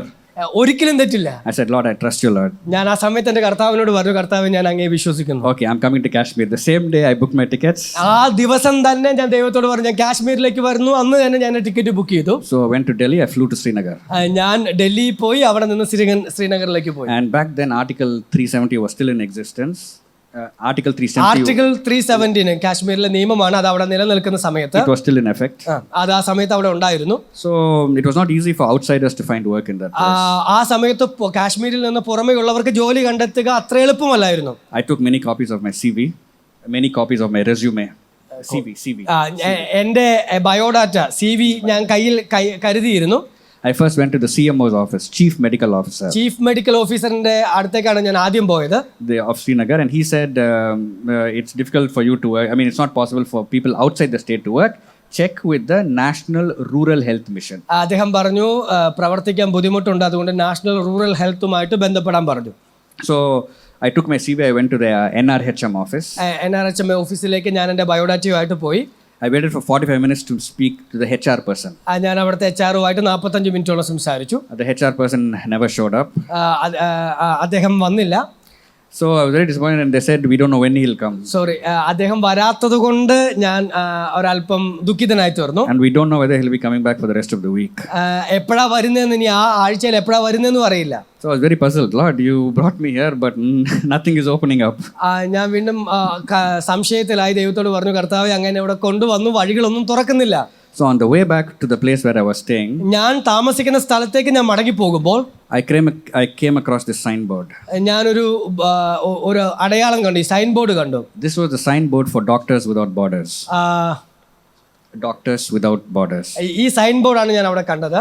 Yeah, so this is an organization called MSF. MSF എന്ന് പറയുന്ന ഒരു സംഘടനയാണിത്. This is a medical organization that works in war zones. ഈ സംഘടന യുദ്ധസ്ഥലങ്ങളിൽ ആതുര സേവനം ചെയ്യുന്നവരാണ്. So I went and knocked on the door, took my CV. ഞാൻ എൻ്റെ ബയോഡാറ്റയായിട്ട് അവരുടെ അടുത്തേക്ക് പോയി. I spoke to the person there. ഞാൻ അവിടെയുള്ള വ്യക്തിയുമായി സംസാരിച്ചു. They said currently we are doing only mental health. അദ്ദേഹം പറഞ്ഞു, ഈ സമയത്ത് ഞങ്ങൾ മാനസികമായ പ്രശ്നങ്ങൾക്ക് മാത്രമേ ചെയ്യുന്നുള്ളൂ. We are not doing anything on the clinical side, which is your experience. താങ്കൾക്ക് പ്രവൃത്തി പരിചയമുള്ള സ്ഥലം എന്ന് വെച്ചാൽ ക്ലിനിക്കൽ സൈഡിലല്ല ഇപ്പോൾ ഞങ്ങൾ ചെയ്യുന്നത്. No, I said, no, I'll even work as a driver, but I need to work in Kashmir. അതെ, ഞാൻ അവരോട് പറഞ്ഞു ഞാനൊരു ഡ്രൈവറായിട്ട് വരെ ജോലി ചെയ്തോളാം, പക്ഷെ എനിക്ക് കാശ്മീരിൽ വർക്ക് ചെയ്യണം. Because Kashmir, they said, no, you go to apply in New Delhi. They'll decide where to send you. അവരെന്നോട് പറഞ്ഞു താങ്കൾ ന്യൂഡൽഹി പോയി അപ്ലൈ ചെയ്യാൻ പറഞ്ഞു. That's not what I wanted. I was very confused. അപ്പോൾ അതല്ല എനിക്ക് വേണ്ടിയിരുന്നത്. ഞാൻ വീണ്ടും സംശയത്തിലായി. So I came back. I went back to the hostel where I was staying. ഞാൻ താമസിക്കുന്ന സ്ഥലത്തേക്ക് ഞാൻ വീണ്ടും മടങ്ങി ചെന്നു. I still had a few more days left. എനിക്ക് കുറച്ച് ദിവസം കൂടെ ബാക്കിയുണ്ടായിരുന്നു. So I wanted to go around Kashmir. ഞാൻ വീണ്ടും കുറച്ച് ദിവസങ്ങൾക്ക് ശേഷം കാശ്മീരിലൂടെ നടക്കാൻ തുടങ്ങി. So visiting Kashmir, I found out there's a small mission hospital in Kashmir. അങ്ങനെ പോകുന്ന സമയത്ത് ഞാനൊരു ചെറിയ മിഷണറി ആശുപത്രി കണ്ടുമുട്ടി. And I sent an email to them saying, I just want to come and say hello. I had no plans of working. ഞാൻ ഒരു email അവർക്ക് അയച്ചു. അയച്ചതിന്റെ കാരണം ഇത്രേ ഉള്ളൂ, അവരെ ഒന്ന് ചെന്ന് കണ്ട് ഹലോ പറയുക എന്നുള്ള ഉദ്ദേശം മാത്രം. But there was no reply. പക്ഷെ എനിക്കൊരു ഉത്തരം കിട്ടിയില്ല. And 2 weeks were over. 2 ആഴ്ച കഴിഞ്ഞു. And it was just my second last day in Kashmir. എന്ന് വെച്ചാൽ ഞാൻ കാശ്മീരിൽ താമസിച്ചതിന്റെ സെക്കൻഡ് ലാസ്റ്റ് ഡേ.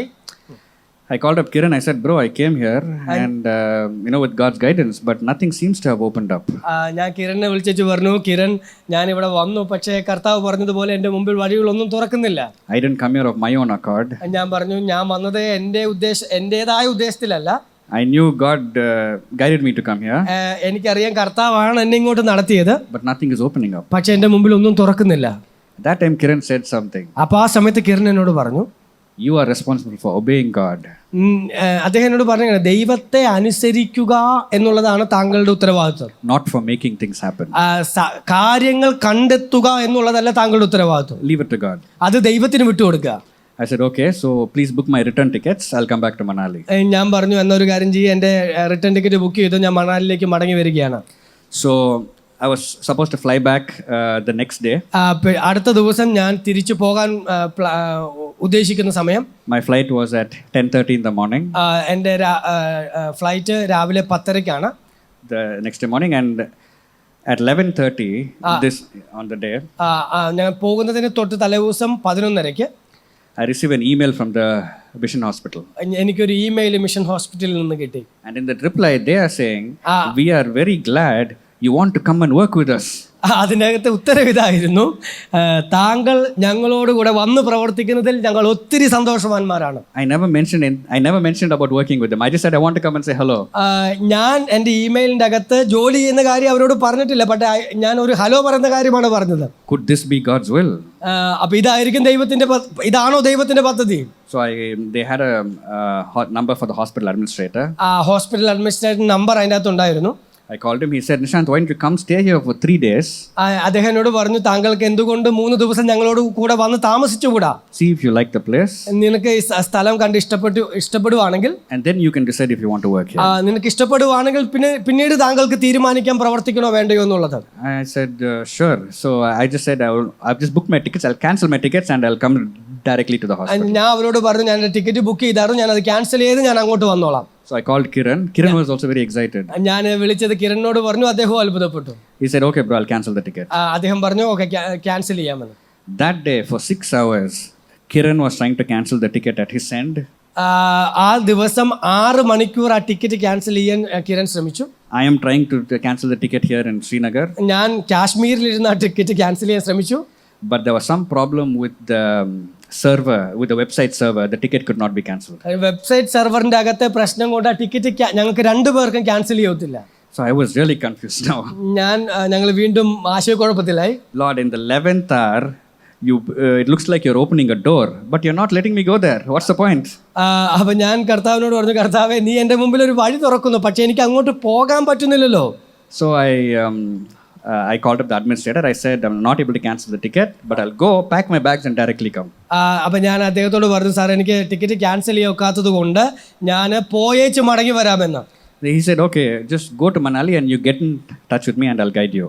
അദ്ദേഹം എന്നോട് പറഞ്ഞു, മണാലിയിലേക്ക് മടങ്ങി ചെന്നിട്ട് ഞാനുമായിട്ട് ബന്ധപ്പെടുക, ഞാൻ നിങ്ങളെ വഴി നിയന്ത്രിച്ചോളാം. So after that, I went back to Manali. ഞാൻ മണാലിയിലേക്ക് മടങ്ങിപ്പോയി. Packed my bags. ഞാൻ എൻ്റെ ബാഗെല്ലാം പാക്ക് ചെയ്തു. And I'm calling this administrator. ഞാൻ ഈ അഡ്മിനിസ്ട്രേറ്റർ വീണ്ടും വിളിച്ചു. There's no response on the phone.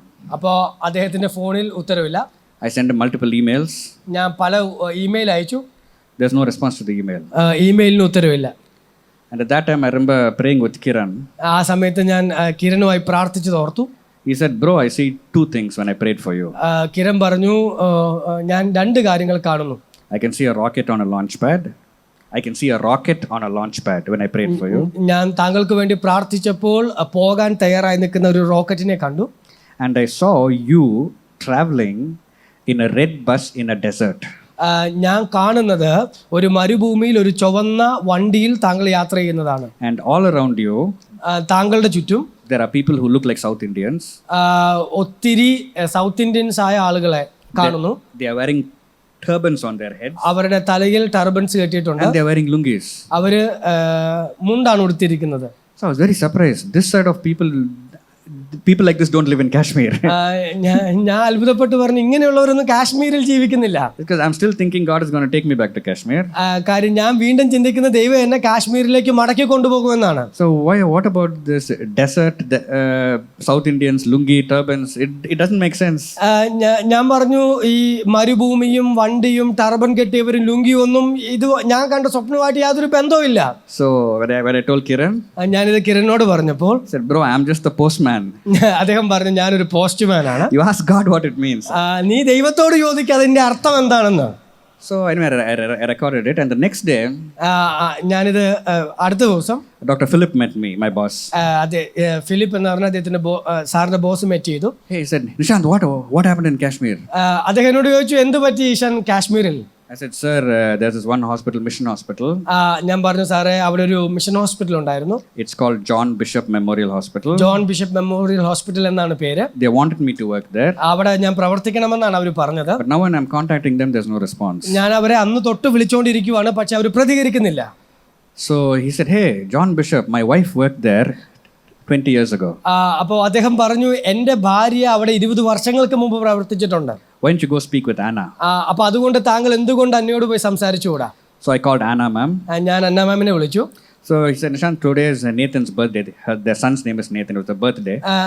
എന്നോട് അന്ന മാം പറഞ്ഞത്, ഇന്ന് ഞങ്ങളുടെ മകൻ നേതന്റെ ബർത്ത്ഡേ ആണ്. I'm a bit busy with the preparations. Come in the evening at 4. അതുകൊണ്ട് ഞാനൊരു അല്പം തിരക്കിലാണ്. 4 മണിക്ക് നമുക്ക് കാണാം. So at 4 o'clock I went. 4 മണിയായപ്പോൾ ഞാൻ അങ്ങോട്ട് പോയി. I went to the house. ഞാൻ ആ വീട്ടിൽ ചെന്നു.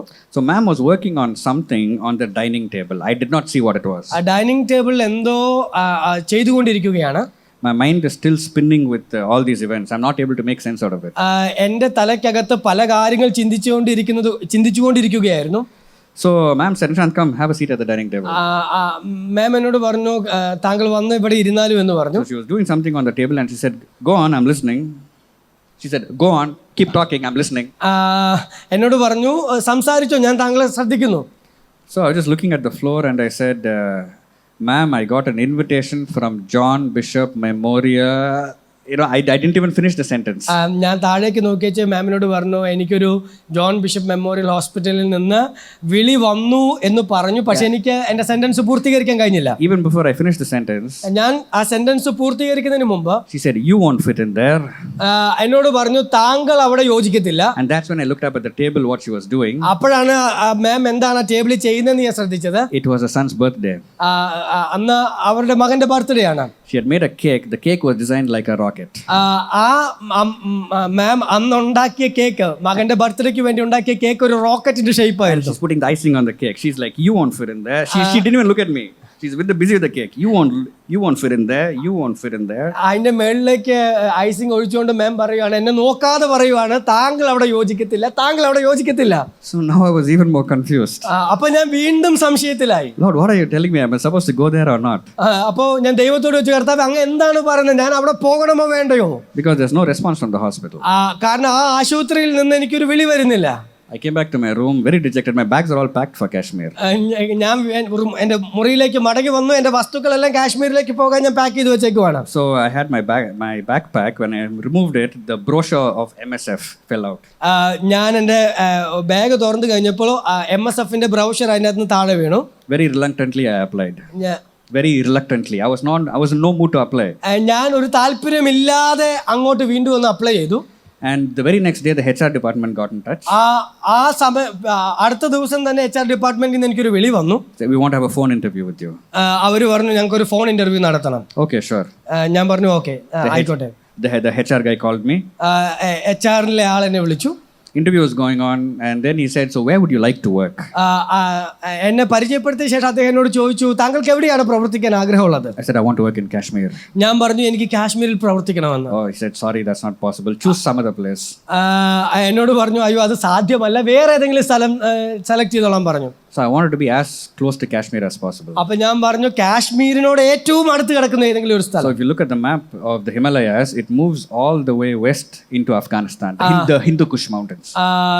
ഈ ഹിമാലയത്തിന്റെ മാപ്പ് നമ്മൾ നോക്കിക്കഴിഞ്ഞാൽ അത് അഫ്ഗാനിസ്ഥാനിലേക്ക് നീണ്ടു കിടക്കുന്നത് കാണാം. I said, I want to be posted in Afghanistan. അപ്പൊ ഞാൻ പറഞ്ഞു, എന്നെ അഫ്ഗാനിസ്ഥാനിലേക്ക് വിടാൻ പറഞ്ഞു. Said, sorry, we don't post Indians in Afghanistan, Pakistan or Sri Lanka. Choose some other place. അവർ എന്നോട് പറഞ്ഞു, ഇന്ത്യക്കാരെ പാകിസ്ഥാനിലോ അഫ്ഗാനിസ്ഥാനിലോ ശ്രീലങ്കയിലോ ഞങ്ങൾ ഇടാറില്ല, വേറെ സ്ഥലം തിരഞ്ഞെടുത്തോളാൻ പറഞ്ഞു. I said, I don't have a choice. ഞാൻ പറഞ്ഞു, പിന്നെ ഇനി എനിക്കൊരു ചോയ്സ് ഇല്ലെന്ന് പറഞ്ഞു. And they said, okay, we are now calling you for an in-person interview in Delhi. അപ്പോൾ അവരെന്നോട് പറഞ്ഞു, മുഖാമുഖമുള്ള ഇന്റർവ്യൂവിന് വേണ്ടി ഞങ്ങൾ താങ്കളെ ഡൽഹിയിലേക്ക് വിളിക്കാം. So I was very puzzled. I said, Lord, you told me to go to Kashmir, but now every connection to Kashmir, physical connection to Kashmir, you're taking it away from me. ഞാൻ കർത്താവിനോട് പറഞ്ഞു, കർത്താവെ, ഞാൻ വളരെ സംശയത്തിലാണ്, അങ്ങാണ് എന്നോട് കാശ്മീരിലേക്ക് പോകാൻ പറഞ്ഞത്, പക്ഷെ കാശ്മീരിലുള്ള എല്ലാ വ്യക്തിബന്ധങ്ങളെയും എന്നിൽ നിന്ന് അങ്ങ് അകറ്റി മാറ്റുകയാണ്. So I went for the in-person interview. ഞാൻ പിന്നെ അവിടെ മുഖാമുഖമായിട്ടുള്ള ഇന്റർവ്യൂവിന് പോയി. 2 people were interviewing me. അവിടെ 2 പേരുണ്ടായിരുന്നു. So there was a lady and there was a man. ഒരു ലേഡിയും ഒരു മാൻ. So the interview was going on smoothly. Interview ഇങ്ങനെ നടന്നുകൊണ്ടിരിക്കുന്നു. Then the lady said, what are your views on abortion? അവരെന്നോട് ചോദിച്ച ചോദ്യം ഇതാണ്, അബോർഷനെ കുറിച്ച് താങ്കളുടെ ചിന്ത എന്താണ്? I said, I believe that life begins at conception. ഞാൻ പറഞ്ഞു, എൻ്റെ വിശ്വാസം ഉദരത്തിൻ്റെ അകത്ത് തന്നെ ജീവൻ ആരംഭിക്കുന്നു എന്നുള്ളതാണ്. She said, oh, does it mean that it can never be done? അതിൻ്റെ അർത്ഥം എന്നുള്ളത് അബോർഷൻ ചെയ്യാൻ പാടില്ല. I said, there are some exceptional situations where you have to choose between the life of the mother or the life of the baby. എന്നിട്ട് ഞാൻ പറഞ്ഞു, ചില സമയങ്ങളിൽ മാത്രം ചില കാര്യങ്ങൾ ചിന്തിക്കാം, അമ്മയുടെയും കുഞ്ഞിൻ്റെയും ജീവിതം അപകടത്തിലാണെങ്കിൽ ചില സമയത്തൊന്ന് ചിന്തിക്കാം. She said, no, I'm not talking about that. അപ്പോൾ എന്നോട് പറഞ്ഞു, അതല്ല ഞാൻ സംസാരിക്കുന്നതെന്ന്. Don't you think a woman has the right to do whatever she wants with her own body? എൻ്റെ ചോദ്യം ഇതാണ്, ഒരു സ്ത്രീക്ക് തൻ്റെ ശരീരത്തോട് ബന്ധപ്പെട്ട കാര്യം ചെയ്യാനുള്ള അനുവാദമുണ്ടോ, റൈറ്റ് ഉണ്ടോ എന്നുള്ളതാണ്. I said, sorry ma'am, I don't believe in that. ഞാൻ പറഞ്ഞു, ക്ഷമിക്കണം മാഡം, ഞാനത് വിശ്വസിക്കുന്നില്ല. She said, okay, here's a situation for you. അപ്പം ഞാൻ പറഞ്ഞു, അവരെന്നോട് പറഞ്ഞു, ഇതാ ഒരു അവസ്ഥ ഞാൻ പറയാം, ഒരു കാര്യം നിങ്ങളോട് പറയാം. You are posted in Africa. നിങ്ങളെ ആഫ്രിക്കയിൽ ഞങ്ങൾ പോസ്റ്റ് ചെയ്തു. Rebel soldiers come. Rebel soldiers, militia. അവിടെയുള്ള തീവ്രവാദികൾ അവിടെ വന്നു. They come and they kill all the men in the village. ആ ഗ്രാമത്തിലുള്ള എല്ലാ സ്ത്രീകളെയും കൊന്നു കളഞ്ഞു. Men. സോറി, ആ ഗ്രാമത്തിലുള്ള എല്ലാ ആണുങ്ങളെയും കൊന്നു കളഞ്ഞു. And they assault all the women. All the ladies are assaulted. അവിടുത്തെയുള്ള സ്ത്രീകളെ അപമാനിച്ചു. Yes. And the women come to your hospital clinic. ആ സ്ത്രീ തങ്ങളുടെ ആശുപത്രിയിലേക്ക് വരുന്നു. Now tell me, what will you do? എന്നോട് ഇപ്പോൾ ഉത്തരം പറ, അവരെന്ത് ചെയ്യണം? I knew this question was a trap. എനിക്കറിയാമായിരുന്നു ഈ ചോദ്യം എന്നെ കൊടുക്കാനുള്ളതാണ്. I thought for some time. ഞാനൊരു അല്പനേരം ചിന്തിച്ചു. I said, that's a decision for the gynecologist. That's a decision for the gynecologist. I'm not a gynecologist, so I don't have to decide. ഞാൻ പറഞ്ഞു, അത് ഗൈനക്കോളജിക്കുള്ള ചോദ്യമാണ്, ഞാൻ ഗൈനക്കോളജി അല്ലാത്തതുകൊണ്ട് എനിക്ക് ഉത്തരവില്ല. He said, never mind not being a gynecologist. അവർ പറഞ്ഞു, gynaecology എന്നുള്ള കാര്യം ചിന്തിക്കുക പോലും വേണ്ട. As a medical person, I want to know what will be your decision. താങ്കൾ ഒരു മെഡിക്കൽ വ്യക്തി എന്ന നിലയിൽ താങ്കൾ എന്ത് ചെയ്യും? I thought for some more time. ഞാൻ വീണ്ടും കുറച്ച് നേരം കൂടെ ചിന്തിച്ചു. I said, I'll refer this decision to my supervisor. ഞാൻ പറഞ്ഞു, ഞാൻ എൻ്റെ സൂപ്പർവൈസറുമായിട്ട് ഇതിനെക്കുറിച്ച് കൂടി ആലോചിക്കും. She said, I don't care what the supervisor is going to say. എനിക്ക് അവർ പറഞ്ഞു, താങ്കളുടെ സൂപ്പർവൈസർ എന്ത് പറയുന്നുള്ളതും എനിക്ക് വിഷയമല്ല. I want to know what you will say. എനിക്ക് താങ്കൾ എന്ത് പറയുന്നുള്ളതാണ് അറിയേണ്ടത്. At that point, I prayed in my spirit. ഞാൻ ആ സമയത്ത് എൻ്റെ അകത്ത് എൻ്റെ ആത്മാവിൽ പ്രാർത്ഥിച്ചു. I said, Lord, I'm supposed to be enjoying the mountains and the apples in Kashmir. ഞാൻ കർത്താവിനോട് പറഞ്ഞു, കർത്താവേ, കാശ്മീരിലുള്ള മലകളും ആപ്പിളും ഒക്കെ തിന്നേണ്ടവനാണ് ഞാൻ. Not getting stuck in situations like this. ഇങ്ങനെയുള്ള ഒരു അവസ്ഥയെ വന്ന് കുടുങ്ങി പോകേണ്ടവനല്ല ഞാൻ. After some time, I said, കുറച്ച് സമയത്തിന് ശേഷം ഞാൻ പറഞ്ഞു, I don't know what I'll do in a situation like this, man. അങ്ങനെ ഒരു അവസ്ഥയിൽ എന്ത് ചെയ്യണമെന്ന് എനിക്കറിയില്ല. But that doesn't change my belief that life begins at conception. പക്ഷേ അതുകൊണ്ട് എൻ്റെ വിശ്വാസം മാറുന്നില്ല, ജീവൻ ആരംഭിക്കുന്നത് ഉദരത്തിൽ നിന്നാണ്. So the HR guy who was sitting next to this lady, ഈ സ്ത്രീയുടെ അടുത്തിരുന്ന എച്ച് ആറിലെ വ്യക്തി, this was a very intense confrontation between that lady. It was very intense conversation between me and that lady. ആ സമയത്ത് ഞാനും ആ സ്ത്രീയും തമ്മിൽ വളരെ ശക്തമായ വാദങ്ങൾ നടന്നുകൊണ്ടിരിക്കുകയാണ്. So this HR guy turned to me and said, "Nishant, let's change the topic. Let's talk about something else." H ആറിലെ വ്യക്തി പറഞ്ഞു, ഇഷാൻ നമുക്ക് വേറെ വിഷയങ്ങൾ സംസാരിക്കാം. So he said, in the field, അദ്ദേഹം എന്നോട് പറഞ്ഞു, താങ്കൾ ഒരു സ്ഥലത്ത്, in your workplace, you may come across people with a different orientation. താങ്കൾ പ്രവർത്തിക്കുന്ന സ്ഥലത്ത് വ്യത്യസ്ത ചിന്താഗതിയുള്ള ആളുകളുമായി താങ്കൾ കണ്ടുമുട്ടും. How will you relate to them? അവരെ എങ്ങനെ നിയന്ത്രിക്കും? And these are the exact words I mentioned in my answer. ഞാൻ അവരോട് പറഞ്ഞത് ഇങ്ങനെയാണ്.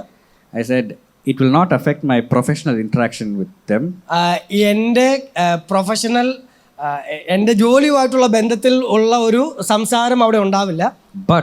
പക്ഷേ if they come out into the streets, പക്ഷെ അവർ ഒരു സ്ട്രീറ്റിലേക്ക് വന്നാൽ, and if they scare all the cows and the dogs and the horses with their behavior, if they scare all the animals in the street with their behavior, അവരുടെ സ്വഭാവം കൊണ്ട് സ്ട്രീറ്റിൽ കാണുന്ന പട്ടികളെയും പൂച്ചകളെയും പശുക്കളെയും ഒക്കെ ഭയപ്പെടുത്തിയാൽ, then I will definitely have an issue with it. ആ സമയത്ത് എനിക്ക് അവരുമായിട്ടൊരു ചെറിയ പ്രശ്നം ഉണ്ടാവും.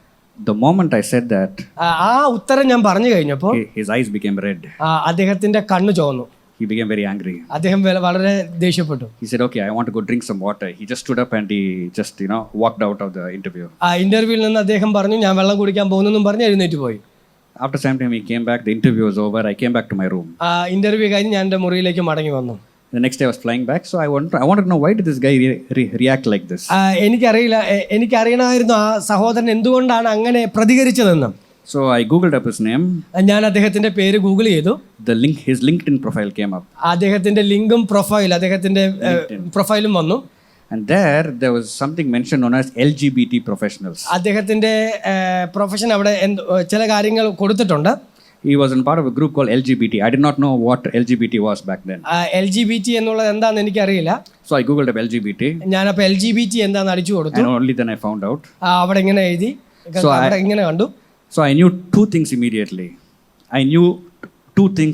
എനിക്ക് പെട്ടെന്ന് രണ്ട് കാര്യം മനസ്സിലായി. The way I answered the abortion question, I'll get 0. ഞാൻ അബോർഷനെ കുറിച്ച് പറഞ്ഞ ആൻസറിന് 0 കിട്ടും. And the way I answered the other question, I'll get negative marking and maybe disqualified. രണ്ടാമത് ചോദിച്ച ഉത്തരത്തിന്, ഞാൻ പറഞ്ഞ ഉത്തരത്തിന് നെഗറ്റീവ് മാർക്കാണ് കിട്ടാൻ പോകുന്നത്. So I said, okay. ഞാൻ പറഞ്ഞു, ശരിയായി. At that point I was really confused. I said, "Lord, what is this? Every path through which I'm walking, I'm just running into a brick wall." ഞാൻ കർത്താവിനോട് പറഞ്ഞു, കർത്താവേ, ഞാൻ നടന്ന് നീങ്ങുന്നതെല്ലാം അടയപ്പെട്ട മതിലുകൾക്ക് മുമ്പിലാണ്. I said, "Am I getting this job? Yes or no?" ഞാൻ ദൈവത്തോട് ചോദിച്ചു, കർത്താവേ, എനിക്ക് ജോലി കിട്ടുമോ ഇല്ലയോ? God says only the situation is under my control. എന്നോട് പറഞ്ഞു, സാഹചര്യങ്ങൾ എൻ്റെ നിയന്ത്രണത്തിലാണ്. I came back to Vellore. ഞാൻ വെല്ലൂരിലേക്ക് മടങ്ങി വന്നു. January 6th I got a phone call. ജനുവരി 6 എനിക്കൊരു വിളി വരുന്നു. From this HR guy. He said, HR guy ആണ് എന്നെ വിളിച്ചത്. "Nishant, how did you do in the interview? How did you do in the interview?" എന്നോട് ചോദിച്ചു, ഇഷാന്ത്, ഇന്റർവ്യൂവിൽ താങ്കൾ എങ്ങനെയാണ് പെർഫോം ചെയ്തത്? I said, "I don't know. That's for you to tell me." ഞാൻ പറഞ്ഞു, അത് എനിക്കറിയില്ലല്ലോ, താങ്കളല്ലേ എന്നോട് പറയേണ്ടത്. He said, "Well, you're qualified, but you need to develop cross-cultural sensitivity." എന്നോട് പറഞ്ഞു, താങ്കൾക്ക് ക്വാളിഫിക്കേഷൻ കിട്ടി, പക്ഷേ മറ്റൊരു സംസ്കാരത്തിന്റെ നടുവിൽ എങ്ങനെ പ്രവർത്തിക്കണം എന്നുള്ളത് താങ്കൾ പഠിക്കണം. I had to try very hard not to laugh out loud on the phone. ഞാൻ അത് കേട്ട് കഴിഞ്ഞപ്പോൾ ഫോണിൽ ഉറക്കെ ചിരിക്കാതിരിക്കാൻ എന്നെ തന്നെ നിയന്ത്രിച്ചു. The very next day he gave me a mission in Uzbekistan. അതിനുശേഷം അടുത്ത ദിവസം തന്നെ ഉസ്ബെക്കിസ്ഥാനിലേക്ക് പോകാൻ അദ്ദേഹം എനിക്കൊരു അവസരം തന്നു. And I remembered what Kiran told me.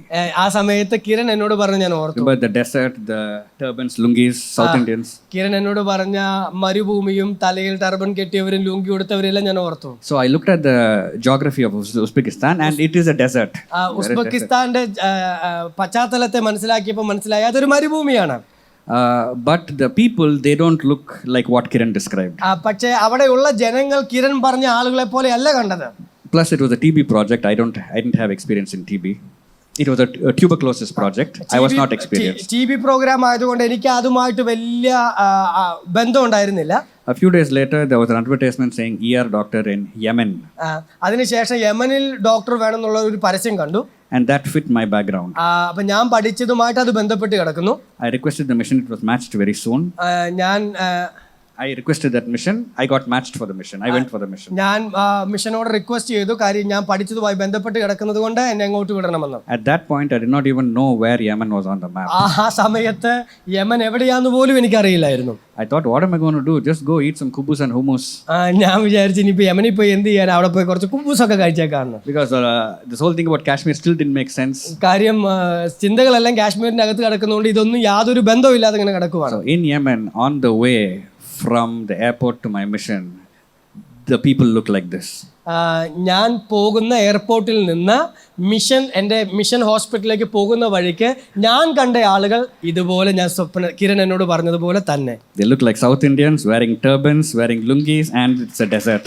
എന്നോട് കിരൺ പറഞ്ഞു, സൗത്ത് ഇന്ത്യൻസിനെ പോലെ വസ്ത്രം ധരിച്ചവർ, ടർബൻ ഉണ്ട്, lungi ധരിച്ചവർ. So I said, okay Lord, I'm not here by random chance. അപ്പം ഞാൻ കർത്താവിനോട് പറഞ്ഞു, കർത്താവേ, ഞാൻ എങ്ങനെയോ ഇവിടെ വന്നു പെട്ടതല്ല. You brought me here for a specific purpose. അങ്ങനെ മനഃപൂർവ്വമായി ഇവിടെ കൊണ്ടുവന്നതാണ്. As most of you know, there's been a war happening in Yemen since 2015. 2015 ശേഷം യമനിൽ യുദ്ധം നടന്നുകൊണ്ടിരിക്കുകയാണ്. I worked at the peak of the war. ഞാൻ ആ യുദ്ധത്തിന്റെ ഏറ്റവും മൂർധന്യ അവസ്ഥയിലാണ് അവിടെ പ്രവർത്തിച്ചത്. The population of Yemen is 27 million. 27 million ആണ് യമനിലെ മനുഷ്യരുടെ എണ്ണം. The number of weapons in the country is 75 million.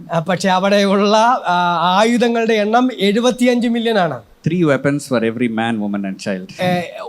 ഒരു സ്ത്രീക്കും പുരുഷനും ഒരു കുഞ്ഞിനും വെച്ച് 3 ആയുധം വെച്ച് ഒരു സ്ത്രീക്കും ഒരു പുരുഷനും കുഞ്ഞിനും കിട്ടും. This is the weapon shop right next to a grocery shop. നിങ്ങൾ കാണുന്നതാണ് അവിടുത്തെ weapon shop. And this is a lady who came to our hospital, a pregnant lady with a bullet wound in her back. ഞങ്ങളുടെ ആശുപത്രിയിലേക്ക് വന്ന ഒരു സ്ത്രീയുടെ അകത്ത് കണ്ടെത്തിയതാണിത്. She said she was drying some clothes on the roof. അവർ പറഞ്ഞത് എങ്ങനെയാണ്, ഞാൻ വീടിന്റെ മുകളിൽ കുറച്ച് തുണി വിരിക്കാനായി പോയതാണ്. She felt a bullet enter her back. അവരുടെ പുറകിൽ വന്ന് ബുള്ളറ്റ് പതിച്ചു കയറി. And you can see the bullet there with the arrow, and you can see she's pregnant. You know, her abdomen is enlarged. അവര് pregnant ആണ്. That's the baby. That's the baby's spine. And that's the bullet right there. And thankfully the bullet was outside her lung. ദൈവകൃപയാൽ bullet was outside the lung. ലങ്സിന് പുറത്തായിരുന്നു bullet. And we removed it and gave it to the father. ഞാനത് bullet എടുത്തേച്ച് പിതാവിന് കൊടുത്തു. And he said he'll make it into an ornament for the baby.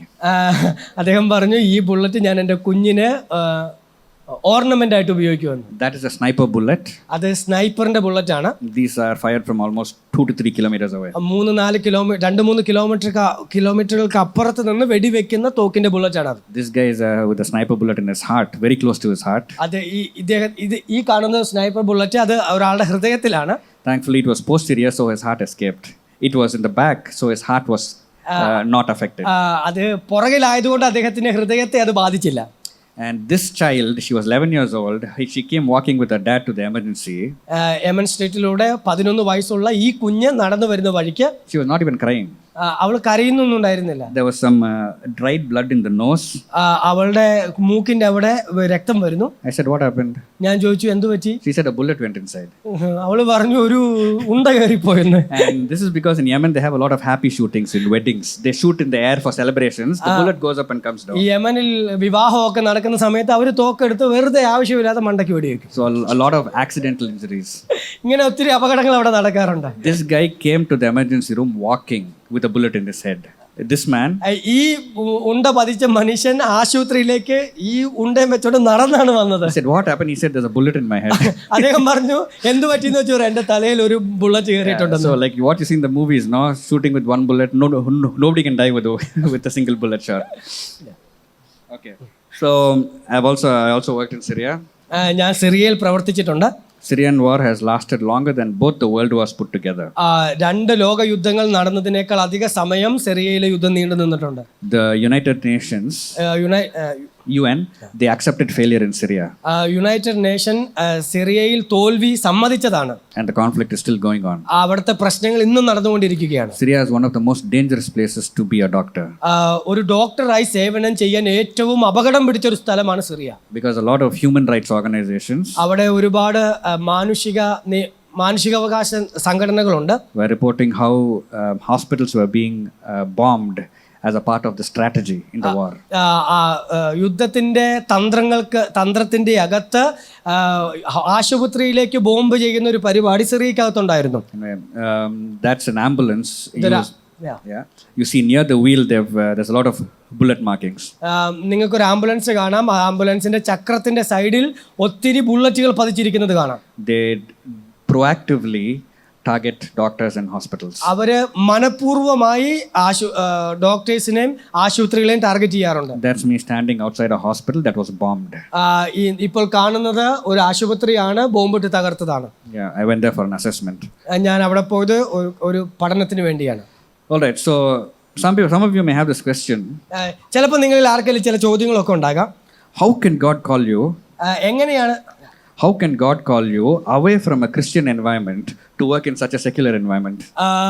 എങ്ങനെയാണ് ഒരു ക്രിസ്തീയ സാഹചര്യത്തിൽ നിന്ന് മറ്റൊരു സാഹചര്യത്തിലേക്ക് താങ്കളെ പ്രവർത്തിക്കാൻ ദൈവം വിളിക്കുന്നത്? I'll answer this question with 2 verses and I'll close with this. ഞാൻ 2 വേദവാക്യങ്ങൾ പറഞ്ഞ് ഈ ചോദ്യത്തിന് ഉത്തരം പറയാം. Turn with me to the book of Acts chapter 16. അപ്പോസ്തല പ്രവൃത്തികളുടെ പുസ്തകം 1:6. Chapter 16. അപ്പോസ്തല പ്രവൃത്തികളുടെ പുസ്തകം 16. And we look at verses 6 and 7.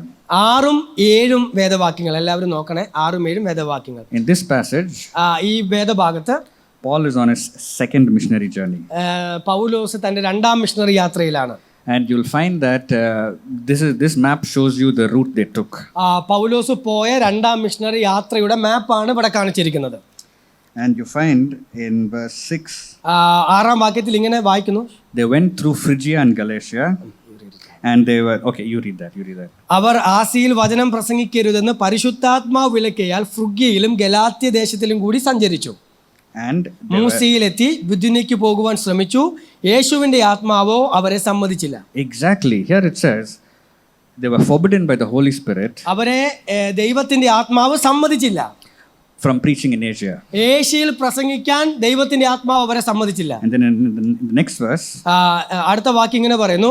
They tried to go to this place called Bithynia. അവർ ബിഥുന്യയിലേക്ക് പോകുവാൻ ശ്രമിച്ചു.